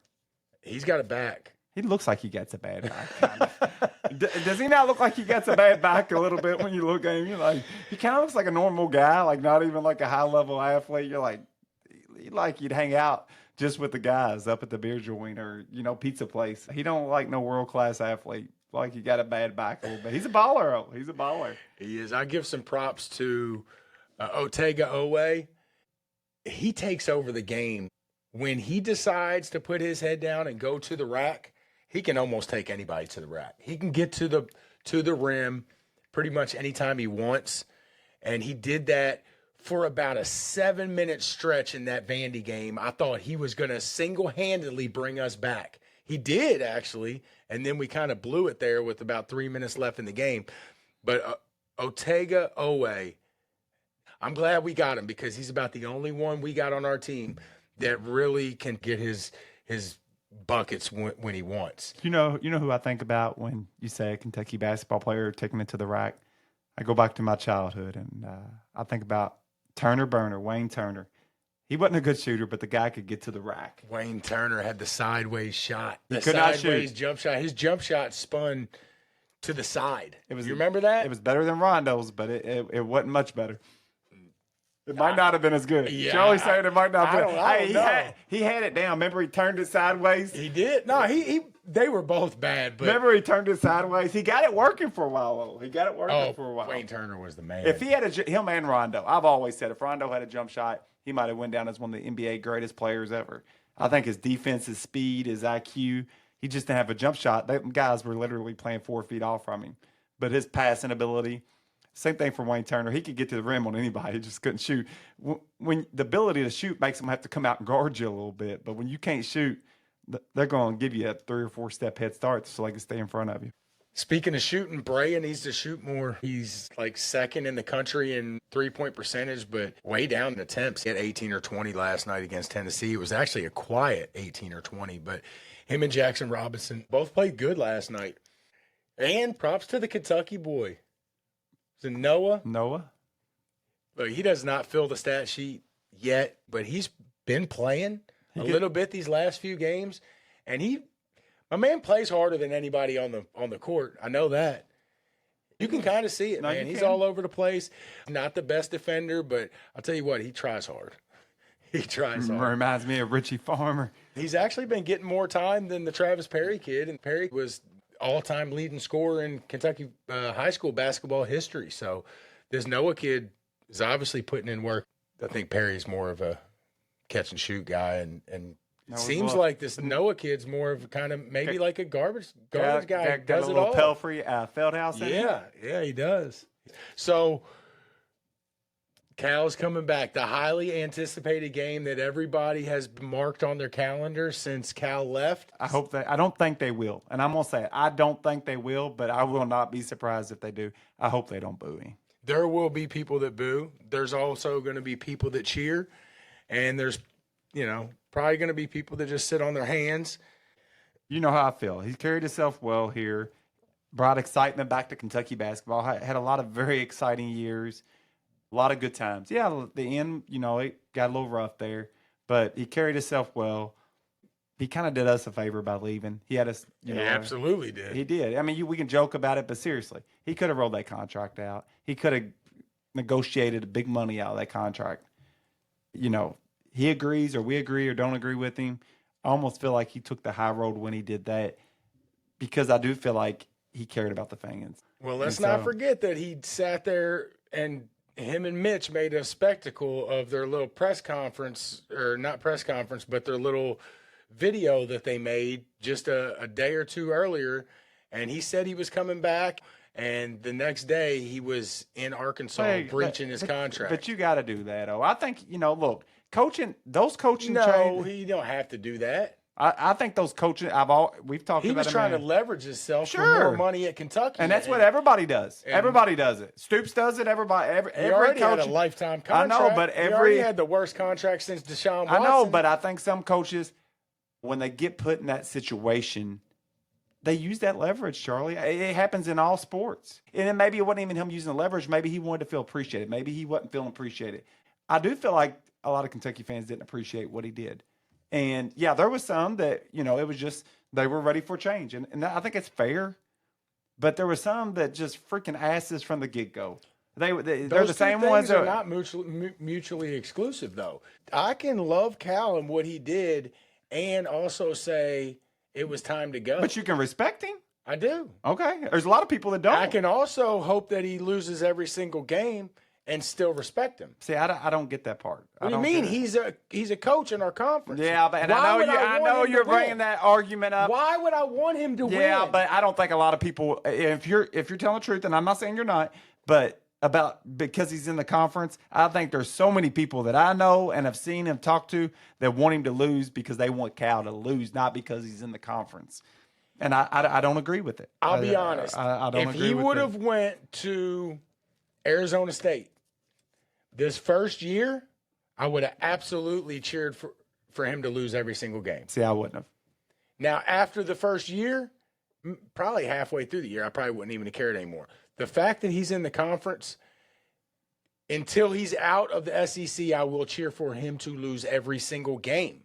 Not me. I ain't kicking a man while he's down. People can see. It's not kicking him while he's down. It is. No, people can see the game has passed him a little, and things have changed. He brought a lot of greatness to Kentucky. Me hoping that a coach in my conference doesn't win a game is kicking him while he's down. I think the conference argument's weak. It's I don't not think that's mutually exclusive. I don't think the conference. I think the conference argument's weak, Charlie. What do you mean it's weak? I don't think that's true. He's coming into Rupp Arena this week. I get that, but I'm saying that's why.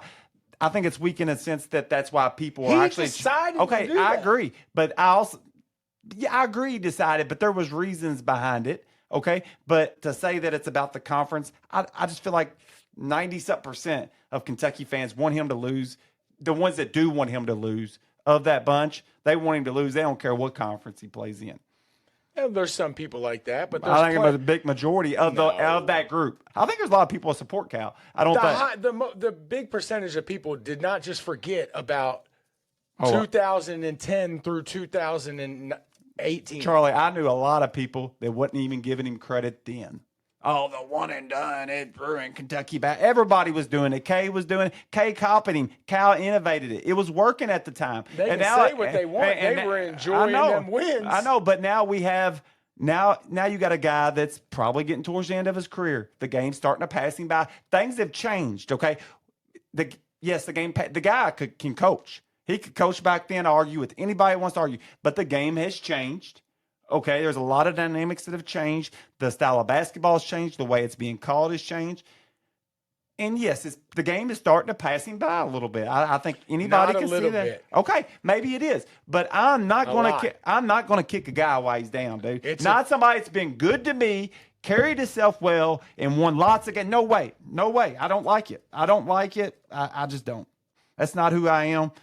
No, I don't like it. Not there. If he would have carried himself bad, if he would have done some of the bullshit Rick Pitino did, absolutely. He did us a favor by leaving in a nice way. And he made did. that decision. Yeah, but and when he made the decision, he didn't to go make to it because he Arkansas, wanted to, Charlie. He made it because Yes, he did make it because he wanted to. Yes, he because, absolutely okay, did. He didn't want to be around all that negative energy. He didn't want to be around that. Cal didn't I get even why. know the I'm not negative saying energy. it's wrong. I'm not saying it's wrong. I'm just saying, he could have easily just settled out, negotiated him a big buyout or whatever, and just went on his merry way. I almost feel like he threw us a bone by doing that. You're crazy. He didn't even know that he tried to leverage for I more think money. you're crazy, Charlie. I think absolutely. I'm sorry. I agree with you on a lie. I think you're absolutely wrong on this. I do, and I think anybody that thinks like that is.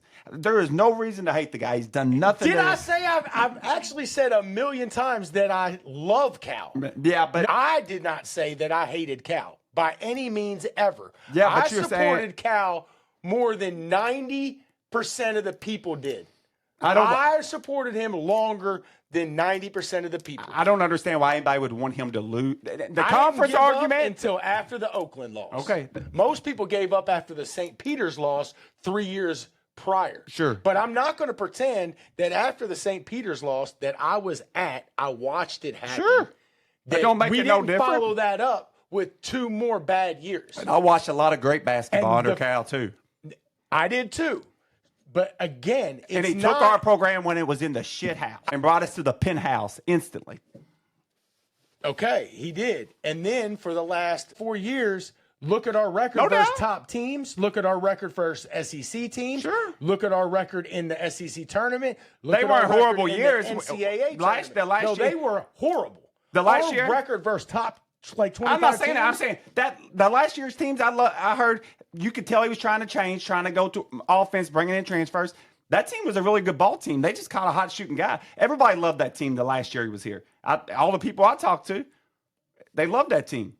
Loved it. Oh, it's a fun team to watch, It was fun, but then we also saw many a times, every single game, matter of fact, the 2 best players on our team not starting and not Sure. playing at the same Sure, time I'm not- like they should. You want to talk about analytics Sure, and numbers? sure. There were numbers that I'm not- supported the fact I'm not saying that you're wrong. those 2 should have been on the court at the same time. I'm not the saying you're numbers wrong. were clear. Let me tell you what I think it is. I think Cal's a defensive guy, a hard-nosed guy, and I don't think that style of basketball works no more. I don't think it works no more, and I think that's why he wanted his athletes in the game that could D up, and I think he was trying to prove it to the world that that style of basketball still worked. And I guess it don't. And I think the game has passed him by a little bit. I would love to see him have a resurrection and kind of get some stuff back. Guy don't have that much success at that many different places at that level without knowing how to coach. In his day and time, he could coach with the best of them. Of course he knows how to coach. But I just don't like the idea of. I almost see people making fun of him now, and I just don't think he ever did anything to deserve that. It's sports. I man. know, it's but not in life. I don't like it. I don't like it. It's Sports is life for a lot of people, dude. It is for me. I mean, it's a big When part of my somebody life. leaves and goes to On bad terms. I don't feel like he left on bad terms. I just don't. I don't feel like he left on bad terms. it don't matter. These people, I know a lot of people that hate Cal, have a lot of hate for him. Who? I just do. I know people. I know a lot of people. I know people When that- I read message boards, I year don't know after anybody year, that dude, the hates message Cal. boards None. hated him for 10 years. Message boards, But message boards. Okay. Do you know anybody personally that hates Cal? yeah, I know plenty of them. Don't think he can coach. Don't think he's an idiot. All he does is recruit I know players. Tons I know of plenty people that wanted Plenty him of 'em. out way before I did. And that's fine. I have no But problem with that. I don't know anybody that hates But when a Cal. guy Not one. When a guy takes your program from the shithouse, makes Kentucky basketball the most exciting thing in college, even the best coach supposedly of all time copies what you're doing because he knows it's working, Okay, and he brings all this excitement, even to the years that at the end when we didn't have the good tournament runs and what kind of put a bad taste in people's mouth, we still had some solid damn teams, some pretty good teams. 2 out of the 4. Okay, and two that's out fine. of the 4 were But solid. And you can make that argument, and you lose to a 15. Okay, but you can make that argument, and that's fine. And maybe it's right. Maybe You're just making every no. excuse Maybe for it's Cal. right. Maybe it's wrong. You won't. No. The criticize hate it. is bullshit. The hate It's is not bullshit. hate. It is hate. You won't even say it might that not it be was hate time with you. for Cal to no, go. I'm saying it might have been. It was. might have been. It Okay. wasn't, might have okay. been. It Maybe was. it was. But I'm not going to kick a dude that's my friend that has done me right. I ain't kicking that motherfucker when he's down. Look That's not my style. It was 3 years in a row at Kentucky that it was trending down. He goes to Arkansas. Trending down. They weren't like just shit seasons. You act like they were. We went in as the 3 seed. We weren't shit seasons. And then dude. you lose to Okay, Oakland. that's fine. It's a No, one. it's not It's not fine. fine. We're You're right. Kentucky. It's not fine. But it's a 1-game situation. The shit can happen. Twice in 3 years. Okay. We're talking about a 3-year sample size. That's not that much when you think of In it's a a 1 row. game. But it's when you're In a row. dude. 3 games. Spread them out. 3 games is nothing. He 3 games had is nothing. He had an NIT I agree. year. It's not a good look. I'm not saying that's why, what happened. But to sit there and have hate, I don't get it. We won the championship. I don't get it. We won the I don't get it, championship in Charlie. 2012. I don't get it. We won the championship in 2012. In 2013, we went to the NIT. Did they run him out of town? They shouldn't have. We just freaking No had shit. 5 great No years shit. in a row. You can have a bad year. You cannot have 3 bad years in a row at Kentucky. So if you have if say Pope was to have 2 or 3 awesome years, like he's on his way to do right now, just have 2 or 3, but he has just bad tournament runs 3 years in a row. Is he a shit coach then? Sometimes you just catch some bad luck. I mean, it happens. That's not your whole season. That's one game. I'll call some stuff bad luck. That's what I wrote the St. Peter's thing. Okay, when everybody else more than bad luck can happen in one game. People have, like, when you're talking about statistics, when you're talking 3 games, you can have bad luck 3 games in a row in a tournament. We are Kentucky basketball. Okay. Kentucky basketball. Coach K is had many bigger than Calipari. Okay, and it's bigger than Matt. It's bigger than Matt Jones too. You think Bigger than Matt Jones. Why are we? Because everybody I hear across the state, it's like hearing his radio show time and time again. That's all the shit Matt Jones says. That's all he says. Because I speak for myself. I can go in a bar. I can go in a barbershop. I can go in a barbershop and talk to. This ain't the barbershop. I know, but I speak for myself. Barbershop being anywhere. I got my own mind. I can go into a barbershop and I can hear the same shit of Matt Jones' radio show the next day in the barbershop. And he's the only one that got a voice. Nobody else has a voice to talk about. Voice. I get that, but Matt Jones don't speak for me. But nobody else has the argument. My own opinions. Well, I'm telling you, that's a lot of the things he said. That's the stuff that I hear every day when I hear him talk, like almost word for word. Word for word. What? What I'm saying? No, just different arguments on Cal and different things. Just, dude, it's almost the same wording. I stand on the same hill I've been standing on. That I supported Cal longer than 95% of UK fans. And you don't got to support him no more. But I also and as long as you don't have saw hate, the end coming, and I was willing to accept it. And if you don't have hate with it, I'm cool with it. I had so many of my friends calling me a Cal. You love Cal. You love Cal. You love Cal. If you don't have the, and I was saying the same things that you're saying. Yeah. If you don't have that, 3 years in a row was too much. But you don't got to hate somebody. I don't hate him. Okay. When you're booing somebody, when you're rooting for somebody to lose for no reason, that's hate. I'm not rooting for him to lose for no reason. I'm rooting for him to lose because, for one, he's coming into our building, and for fair two, enough. I agree with that. He's in our conference. I agree with that. The conference argument. I know you've told me that many times. If you truly believe that, I'll take your word for it. But and I'm not saying you're wrong. But I think that's anybody else using that argument. I think that's a weak argument. How? Because I don't think because people I talk to, I just know so many people reading things. People I know that have hate that's way bigger than he's in the conference. That's why the ticket's so expensive. Nobody's hating Cal as a person. They're hating him as a coach. It's a sports thing. I guess I take sports too. I don't hate personally. Cal. I am a huge fan. Dude, I'm not going to root for somebody that loses and done me know? right. I'm not going to root for somebody that's done me right. Who else do you know that has against somebody? I'm sorry. Who else do you know that has 2 T-shirts with Calipari's face on it? Sure. That has physically wore shirts with his face on. Okay, but if somebody, Have you? if somebody has done me right in life, if somebody's done me Lifetime right, pass. okay, Lifetime pass. As a person that I'm gonna root for when he leaves, as long as he done it right, you're damn right it's a lifetime pass. Look, he'll have his time. Let a year or two go by. The wound is fresh. Charlie, What are I we don't talking feel like about? everybody feels like you, dude. I don't feel like everybody feels. I think I that don't what see you're. how you don't see that. The wound is fresh. He was There our ain't coach. no Now wound. he's not. There ain't no wound. Dude, he was our coach. Now he's not. What did he do And that now was he's bad? coaching. He didn't do nothing bad. He didn't do that. And I'm not saying it. Maybe he didn't. The time had passed. I'm not saying that. I'm just saying if somebody's done me right in life, they've done me right. We had some great years together. Things were good. There's plenty okay, of stuff and maybe the relationship went stale. Okay, but took a good route out. Carried itself well. Didn't go around talking. Good route out. Okay, By going behind Dude, come on, dude. Come on. There's a bunch of sides to that story. Look, fans didn't want him here. He felt the pressure.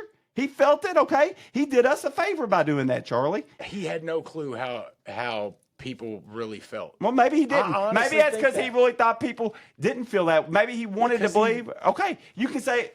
We just don't agree. We just don't agree. I don't see it whatsoever. I might be blind. I might be an idiot. But I just, no, and I don't see it. It's the same thing you do with Stoops. No, you can't criticize. No, but Stoops and him are totally different situations. I can criticize. No, I'm sitting there telling you that his time, okay, it's past.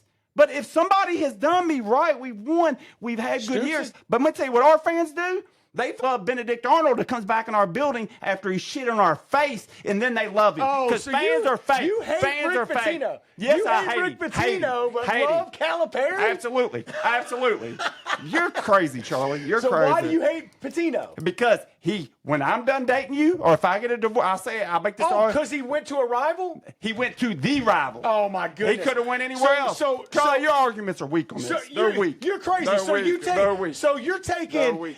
They're weak. No, you're weak. crazy. Everybody loves Patino. You can't say a bad word about Calipari. I just said it, Charlie. Even though he You're had not bad listening years. to the argument. I'm saying it. I'm sitting here saying it to you. But His time has passed. But you're mad at Pitino for going to But being your time has passed and me liking you as a person and wanting good for you when you leave, it's two different things. It's two different things. I'm making a logical argument. He won. We had good years together. Okay, time has passed. Okay, fair enough. You leave. You were good to me. I'm going to root for you. You're my friend. I care about you. But on the other foot, you got Benedict Arnold over here. He leaves. Everybody becomes Boston Celtic fans. We all buy the jerseys. We're all in 100%. And then then he comes back to college basketball. The UNLV job's open. The Michigan job's open. You can go anywhere in the country. Win anywhere too. Okay, Cal could have win anywhere too. If me and my wife get a divorce, I'm not allowed to date her sister. I'm not allowed to do it, dude. Guess what? Arkansas is the cousin. If you and Casey get a divorce, I'm not allowed to go date Casey. It's off limits. Louisville might be the brother, but Arkansas is the cousin. You can't go there either. You cannot sit here and say it ain't Louisville. It ain't nowhere near Louisville. You cannot sit here and say that people shouldn't take anything because it's a conference team, but then say fair the Louisville argument thing is just huge. I guess the argument I'm making on that, and I think that can be a fair argument. And Kentucky fans did hate Pitino for a long time until just about a year ago. If I hate you, I fucking hate you. I ain't fucking giving in. I'm just not giving in. Not unless something changes. I think Patino's so fucking full of shit. Oh, I don't believe a word comes out of his mouth. For the record, if I cheer for Cal to lose every game, it does not mean I hate him. Well, let me tell you. I know you've said it a lot, and I tend to believe you on it because I know you've been passionate about it, but majority of people I know that are Kentucky fans, dude, they're tuning in every week from the beginning. Now they know they're weak, so they really don't have much to tune in for. They tune in every week because they wanted that motherfucker to lose. And I don't think there's anything wrong with it. I do. Because it's not personal. You're acting like it's personal. What's the point of pulling against him? Because the wound is fresh. He was our coach. Wound? The wound that we had great years. The argument that you're trying to make. Just because if me and my wife to get a divorce, You know, it don't always have to be bad. Maybe we just agree that it was time for a change. And Still that's a wound. Okay. Still a wound. Y'all get divorced, it was still hurt. I'm not saying it. I'm not Even saying, if it was mutual, but I don't got to hate her. I don't got to talk bad about her to our friends and stuff. I bet you that first boyfriend that she went and got, you'd be like, man, I'm not going to root. Yeah. If I have success, I'm not going to root against her. I don't want her to fail. I'm not like that, dude. I'm not wired like that. It's fresh. The wound is the fact that we had such great years with Calipari, and then nobody ever thought. I would have never thought that it ended the way that it ended. Sure. I would have never thought that. Sure. And I think that's what makes the wound. Is that it might hurt, but it ain't a wound. Such good years. I respect everything that Cal's done. I paid a lot of money to go to a lot of those tournament games. Sure. I was at countless of those tournament games. Watched us win the championship in New Orleans. But when it started to come down and then everything blew up, that's a wound, man. Nothing blew up. Nothing blew up. That went about as easy as that could go. I wanted those great Cal years to last forever. That went about as easy as a coaching leaving can go. That went really easy, dude. Yeah, no shit. Because he did it on his own. Yeah, he did it. I agree, he did do it on his own, Charlie. But he did it because the pressure. He knew the fans wanted him out at that point, dude. I think the opposite. Oh. I think he was too disconnected where he didn't understand that how the fans actually because he got the damn radio host that took jabs at him every fucking time he could. Dude. Not us. Not us. Took fucking jabs at him, and he didn't have the voice, so he finally just cut the motherfucker off. He cut off all the media. No. He didn't even do the post games. That didn't have nothing to do with the radio host that you're talking about. No. He didn't even do his post games for the last 2 years. Yeah. Why didn't he do that? No. Going out there signing autographs for an hour after all the games, like every Kentucky coach has done. He probably felt betrayed by not all the people, but by some of the people. Look, I do think the game's past him. And I think you lose some of your energy, too, because you've had success at so many different levels. You're at the end of your career. Took a year off. You're at the end of your – I think he wanted to prove it bad. I think the competitor in him wanted to prove that he could still do it. Took a year off. Maybe you're right. I'm not saying you're wrong. Booth I'm not saying and not – reconfigure things a little bit. Maybe, I agree. I don't know. Maybe just – rethink how you're doing stuff. But if he did that, do I want to do this? Do I not? Do I have the fire like I used to? But if he did that, it would have cost Kentucky a hell of a lot more money. Oh, I know it would. Look, it helped us out for sure. And he knows it helped us out. I truly believe that he didn't want to leave on those kind of terms. I really believe that. Oh, I think it hurt Cal. It hurt him. It hurt him. Yeah, I know it did. I think it hurt him. I just can't get on that side. It hurt me. As much as you don't think it did, it hurt me. It ain't that I hurt. I love Cal. I'm not. Listen. But I'm not cheering for him this year or next year until I'm not going to root against the guy. I'm not rooting against him in life, but as long as he gets on that basketball court, I hope for me, as long as he ain't a threat, if we were racing for an SEC title or we were racing him for 5th place to get in a tournament as a seed, at that point, no doubt. When he comes into Rupp Arena, I'm going against him. But in the other games, as long as he ain't a direct competitor to us, like say we were going for like seeding, at that point, yes.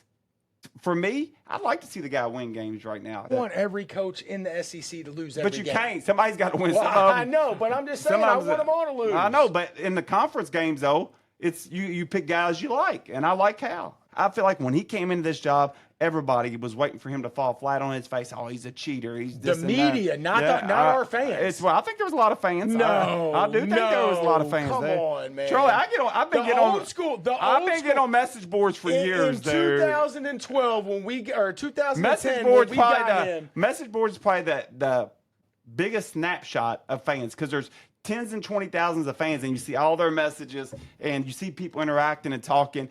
And you start to feel it. And there were just so many people, even when he was winning at the highest level, it was never good enough. Those are the old heads.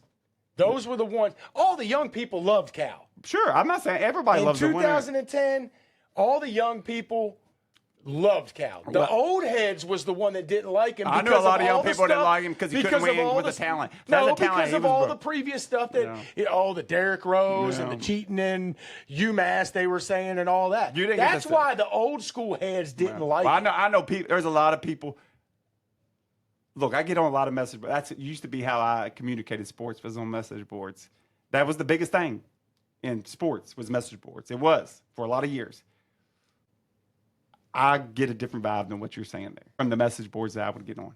There was a lot of hate even from the beginning, man. There really was. I mean, when you say hate, yeah, there was plenty of people saying Cal is not an X's and O's coach. They didn't like I've heard that they from didn't day like one. They didn't like the one and done. They didn't like the one and done. I'm gonna flat out tell you. And then when our fans love the one and done. Okay, I knew there was a lot of people on the message boards. Yeah, the old school guys. No, a lot of these guys aren't. A lot of these guys ain't old school. They don't. The old school. Not a lot of the old school guys get on computers. Like a lot of them are people our age or younger. They get on these message boards, dude. I'm just telling you. I would love to see some messages.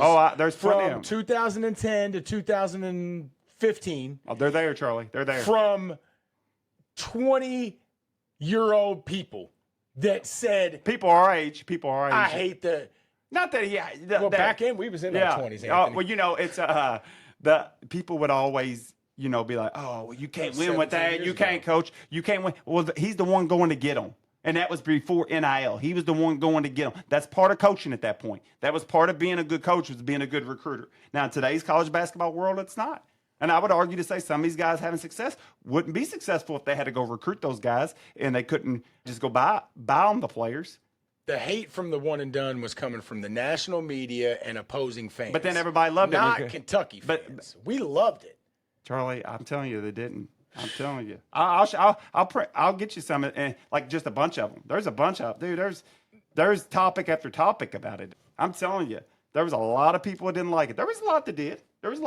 And winning, fixes a lot of problems. Winning makes a lot of. I mean, that was a new concept to people at that point, so it was a little shocking to people that was happening. Well, they didn't like him when he showed up to the NBA draft and stuff. Well, that's part of what he's doing. He's recruiting the next group. He wants them to see that he's supporting these guys, that he's not a fake.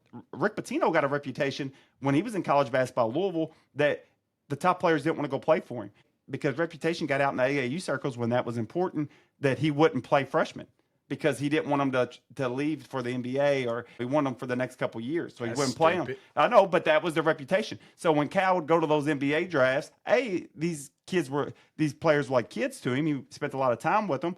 But then B, he wanted the next group of stars to see him. He had a thing going on, man. It was working. And when one and done was working, if one and done was still working, Cal would still be the king of it. But the game changed somewhere along the lines. The rule changed, the dynamics of it, NIL.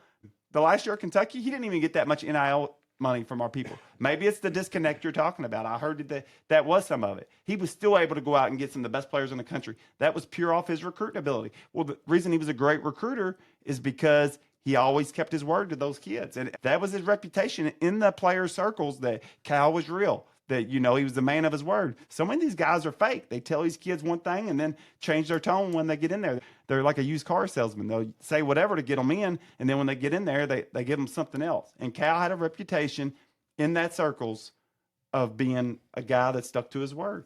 And, he stuck to his word all the way till last year when he was playing DJ Wagner. And you know what? Hey, I will be honest with you. I think some of it was the defensive thing, what I told you about having the athletes in there, and that way worked for him for a long time when we used to have those great defensive teams that could defend. But I also think some of it was probably recruiting too. Hey, I think he was trying to play stubborn, and I've done that before in life, so I know what he's did, and it just didn't work. I think he was like, man, I know my way still works. I agree with that. You got to evolve too. I think you're right. The game evolves. You got to evolve too. I agree. If you can be a good coach, but if you want to stay a great coach, you're going to have to evolve. You're going to have to change. Coach K did it. Yeah. You just said it. Well, Coach K, he copied Cal, sure, but he did it. He didn't want to do that. Sure. Matter of fact, he was one of the I think Coach people I was talking about that was hating on him. And I do think Coach Cal was trying to evolve at the end. He wasn't as focusing as much on defense like he always had. He was getting those offensive players. He was getting the transfers and stuff. I really do think he was trying to make changes. And I'll be honest with you, I think Wagner's been the worst thing for him. He had a connection with Wagner's dad. They were really close. And I think, Wagner he was supposed to be like the top high school player, and he thought he could get it out of him. For the last couple of years, I think Wagner's been. Oh, he promised him some. He promised him some playing time, dude. Him and his dad were really close. For a long time, I thought that Cal did not do that, the promising thing. He probably, they probably all do.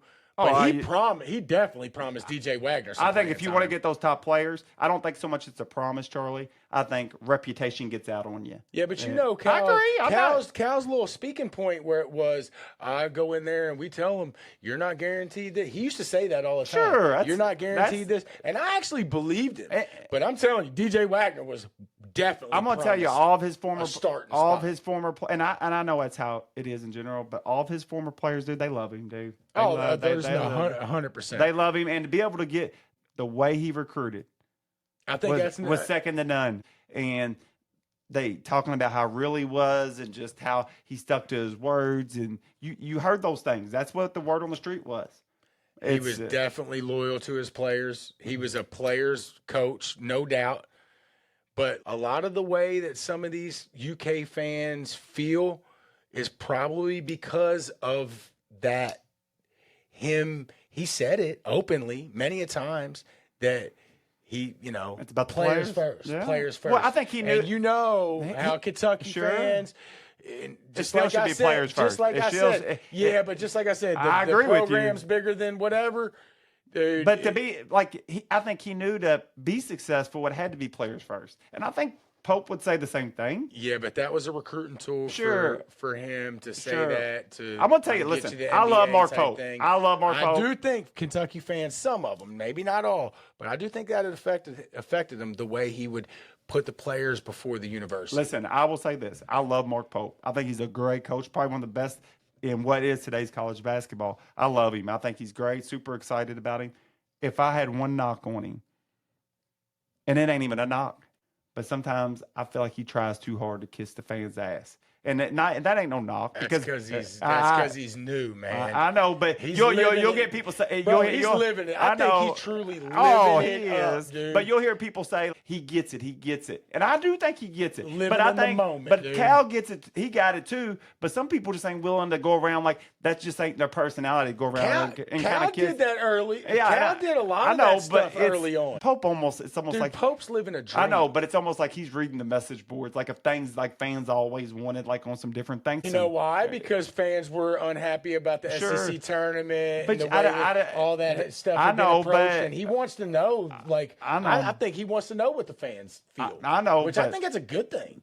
Yeah, I'm not saying you're wrong. Dude, you better stay in touch with your fans, dude. I just don't feel like I want to change who I am. For you to like me, I don't have to kiss your ass. And I'm not saying he's doing it. I'm just saying that. Doing that. I'm not saying he is. I think it's very unfair. I think he's living in the moment. Maybe you're right. Maybe you're right. I think he thinks he's living in a dream. Probably so. And he's just having a lot of fun. No, I agree. So he probably thinks, to get off subject matter, where the fuck did all BYU's money come from? Because when he left, that's when they started opening the pocket. Yeah, like, no shit. Damn, dropping $7 million for one player. Where was this money at when I was here?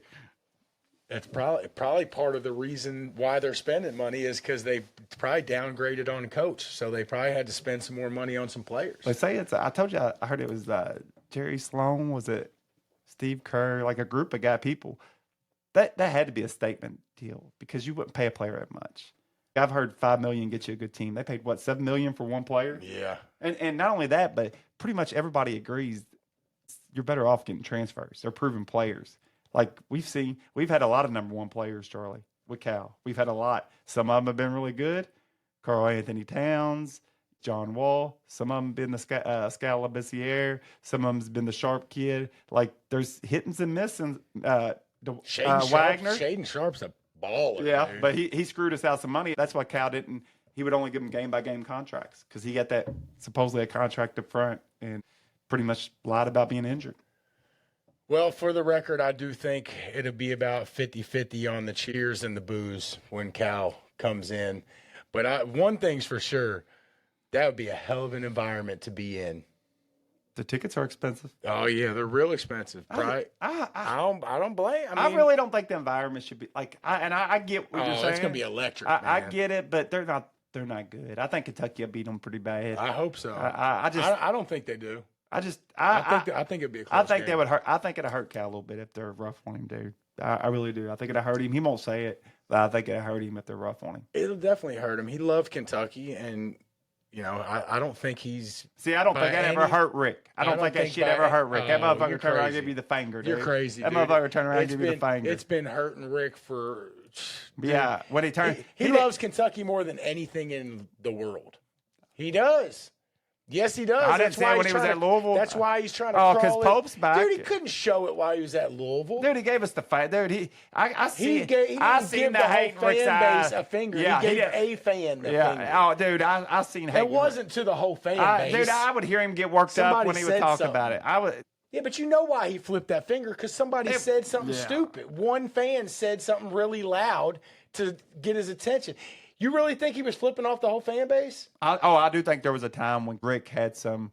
I'm not even saying hate because I do think he enjoyed his time here, but why? Like once Kentucky fans start being rough on him for what he did, what he deserved, in my opinion. He knew that was coming. But I don't think he took that lightly. I think he took that like fuck you, like at that moment. Now I do think as he got older, he started thinking like maybe I was wrong. But he knows what he did. He knows what he did. But maybe he didn't see the bad in it. Maybe he didn't see the bad in it. He knew what he was doing. He knew he was going to our biggest rival. Yeah. Well, I'm gonna tell you, dude. I feel like there for a while there was so much just like screw you. I think both he sides. just wanted back in the state. He's a big horse guy too. He just wanted back in the state. He knew this state is. I just want it back in the. I just want it back in the family. Dog. I just want to date my wife. As good as it gets with college basketball, you can't do that. It gets dude. no better than around here. And I think he wanted back in. If somebody supported me, when I left, we didn't give Rick no shit at all. We gave him zero shit. I remember as a kid, I went out and bought Boston Celtics jerseys. I was all in. Man, he had to. It was a pro job. That's what I told him. Everybody knew that. Everybody followed him. He went there, didn't have success. He comes back. We have Tubby. We just come off a national title. Things were good. He comes back to college. That ain't no big deal. Maybe deep down, I wish we could have got him back at that moment. The UNLV job and the Michigan job, both of those were really nice jobs at the time, were open. And he had, he could have got either one. And he could have took any of them, man. He could have took any of them. And for him to take the Louisville job, he knew how much hurt. It was almost, to me, it was Trust like me, a fuck you. I hated Pitino for a long time for that. But, everything settles down after time. And see, I don't look at things like that. Same thing will happen with Cal. Like man. if you've done me dirty and I feel like you tried to hurt me, and I feel like you kind of did try to hurt us. And until you can say, hey, I'm sorry for trying to hurt you, I was wrong in that. Then, I can't move past that. Patino tried to hurt us, but Cal, no big deal. I don't think he tried to hurt us. Crazy. I don't think he tried to hurt us, Charlie. I don't think he tried to hurt us. Patino tried to hurt us, what? Just by coming back to our rival? I think it was a... Well, you don't think I'm Cal not saying thought it was a little bit of a dig to go to an SEC team? Oh, I think he went to where the money was, man. I think he went... He well, because, look, he would have either negotiated the contract out to us because he owed that to himself, okay? Or he can go to somewhere where the money was going to be somewhat close. Answer this yes or no. And they had a lot of NIL money, too. Arkansas has a lot of NIL money. And that's one of the things the last couple of years that he didn't have a lot of at Kentucky was NIL money. And he thought it was a situation where with the way he recruits and stuff like that. And listen, maybe Cal's story ain't over. Maybe he just got a bad group. I don't know. Probably not. I think maybe the game's past him. It's not over yet. And maybe it is. Yes or no? Yeah. Do you think that Cal knew that it would be a little bit different him going to an SEC team other than just any other random team in the country? Do you think that he knew that would mean a little bit more? I don't think it means nothing. I think to you it does, and I know you. So the Louisville thing means everything, but going to an SEC team doesn't mean anything. I think Louisville and Arkansas are not even on the same stratosphere as far as hate and rivalry. I'm not saying those two are equal, but the Louisville thing and an SEC there as for a while, whole thing we pulled is pretty equal, dude. What's that? Just going to an SEC school. Look, Charlie, I know you. I know you make that argument. Arkansas, South Carolina, I know you make that. I wouldn't have cared what. Doesn't matter the actual school. It's that it's in our conference. Okay. He had to know that was going to mean a little bit more than if he would have went to Minnesota. It might mean a little bit more, but I'll tell you, it was the perfect scenario for him. The answer is yes. No, Cal had to know that it was going to mean a little bit more. Look, going to Arkansas. I told you a minute ago, and it's no disrespect towards you. I think the conference. Now, you've said it many times, so like I said, I believe you. I think you are in the minority on that, like that. You feel that way because of that. The majority of people, if they hate him now, they were going to hate him wherever he went. They were ready to hate him. They didn't like what he was about. It was the perfect storm for Kentucky fans that wanted Pope. He's exactly what they wanted, and I love Pope. But I want to hear these Kentucky fans that hate him. So somebody call in, somebody message us. Dude, there was a lot, I know there's a lot of y'all Kentucky fans that listen. No, listen, there was a lot of good people. Tell us what you think about There was Cal. a lot of people that liked him, but there was always, even in those, during those great times, there should have been nobody hating him. There should have been nobody. And I would bet you there was. If you did, you're a dumbass. Oh, you were. But I would argue, say there was 20. If you hate him now, you're a dumbass. I would say there was 20% of the fans that hated him at that moment. There should have been none. There should have been none. You're not convincing me that 20% of fans hated Cal. I'm not saying hated him, but like saying he couldn't coach. I'm sure they were still pulling for Kentucky. But, you can't win with those players. That's all I heard. But guess who brought him in? We wouldn't have had him without him. That's part of who he is. 50-50 on the cheers and the boos. 50-50. I think it's going to be pretty close. But look, Cal will get his day. He'll come back one of these days, 4 or 5 years down the road. He'll get a big round of applause. Everybody will kiss and hug and make up, and everything will be fine because Cal's a big part of Kentucky history. He just is. We've only had, 5 coaches, 6 coaches in our history. He's one of them and one of the most successful that we've had. So, and just like Joe I B. love Cal, but hey, we coming in this Saturday, Cal? No doubt. I like this Saturday. We're going to kick that ass. I like that. We're going to kick that ass. That. All right. We went. Well, how long did we just talk about Cal? I don't know. It was. I knew it was going to happen. I knew it was. As soon as we talked, I was already getting ready for it because me and Charlie's talked about this before. We just feel opposite on it. It's good stuff. We've had these arguments before, so these ain't the first arguments we've had on this. Big game coming up Saturday night. Kentucky needs to get it done. They got that game. Arkansas they'll win by 20 points. They're struggling. They're at the bottom of the SEC. Anthony says we're going to win by 20. I actually think that they'll find a way to keep it close just because it's got to be drama. I feel like it's got to be drama. Something's going to happen. Hopefully we don't lose. I hope there's no drama. But I so hope you're right. Well, next week, same time, same place, we'll have a Super Bowl preview. We'll look at the game. We'll look at some prop bets. What color Gatorade we like to get dumped on the winner. All the good stuff. I'll never forget that time you told me about the Gatorade. He knew it, too. He knew exactly what I said. Why didn't you bet more, damn it? Because they limit your bet. But before next week, we're going to find out what color Gatorade is going to be dumped on the winner. Let's look into that, Anthony. Let's find a bet. We're going to bet the max that they allow us on the Gatorade. I'll bet it 1,000 times if I know it for sure. Let's figure it out. I'm going to do a deep dive into the internet to see what color Gatorade the Eagles and the Chiefs like, and we're going to see if we can find a winner on that. So next week, same time, same place. Guys, I don't know, hit some college basketball games or something. No football this weekend. We got a break. Pro Bowl, they'll be playing flag football. I don't watch that shit. So find some way to blitz the bookie, guys. Hit some college basketball and check out Kentucky kicking Cal's ass on Saturday night. See y'all. See y'all next week.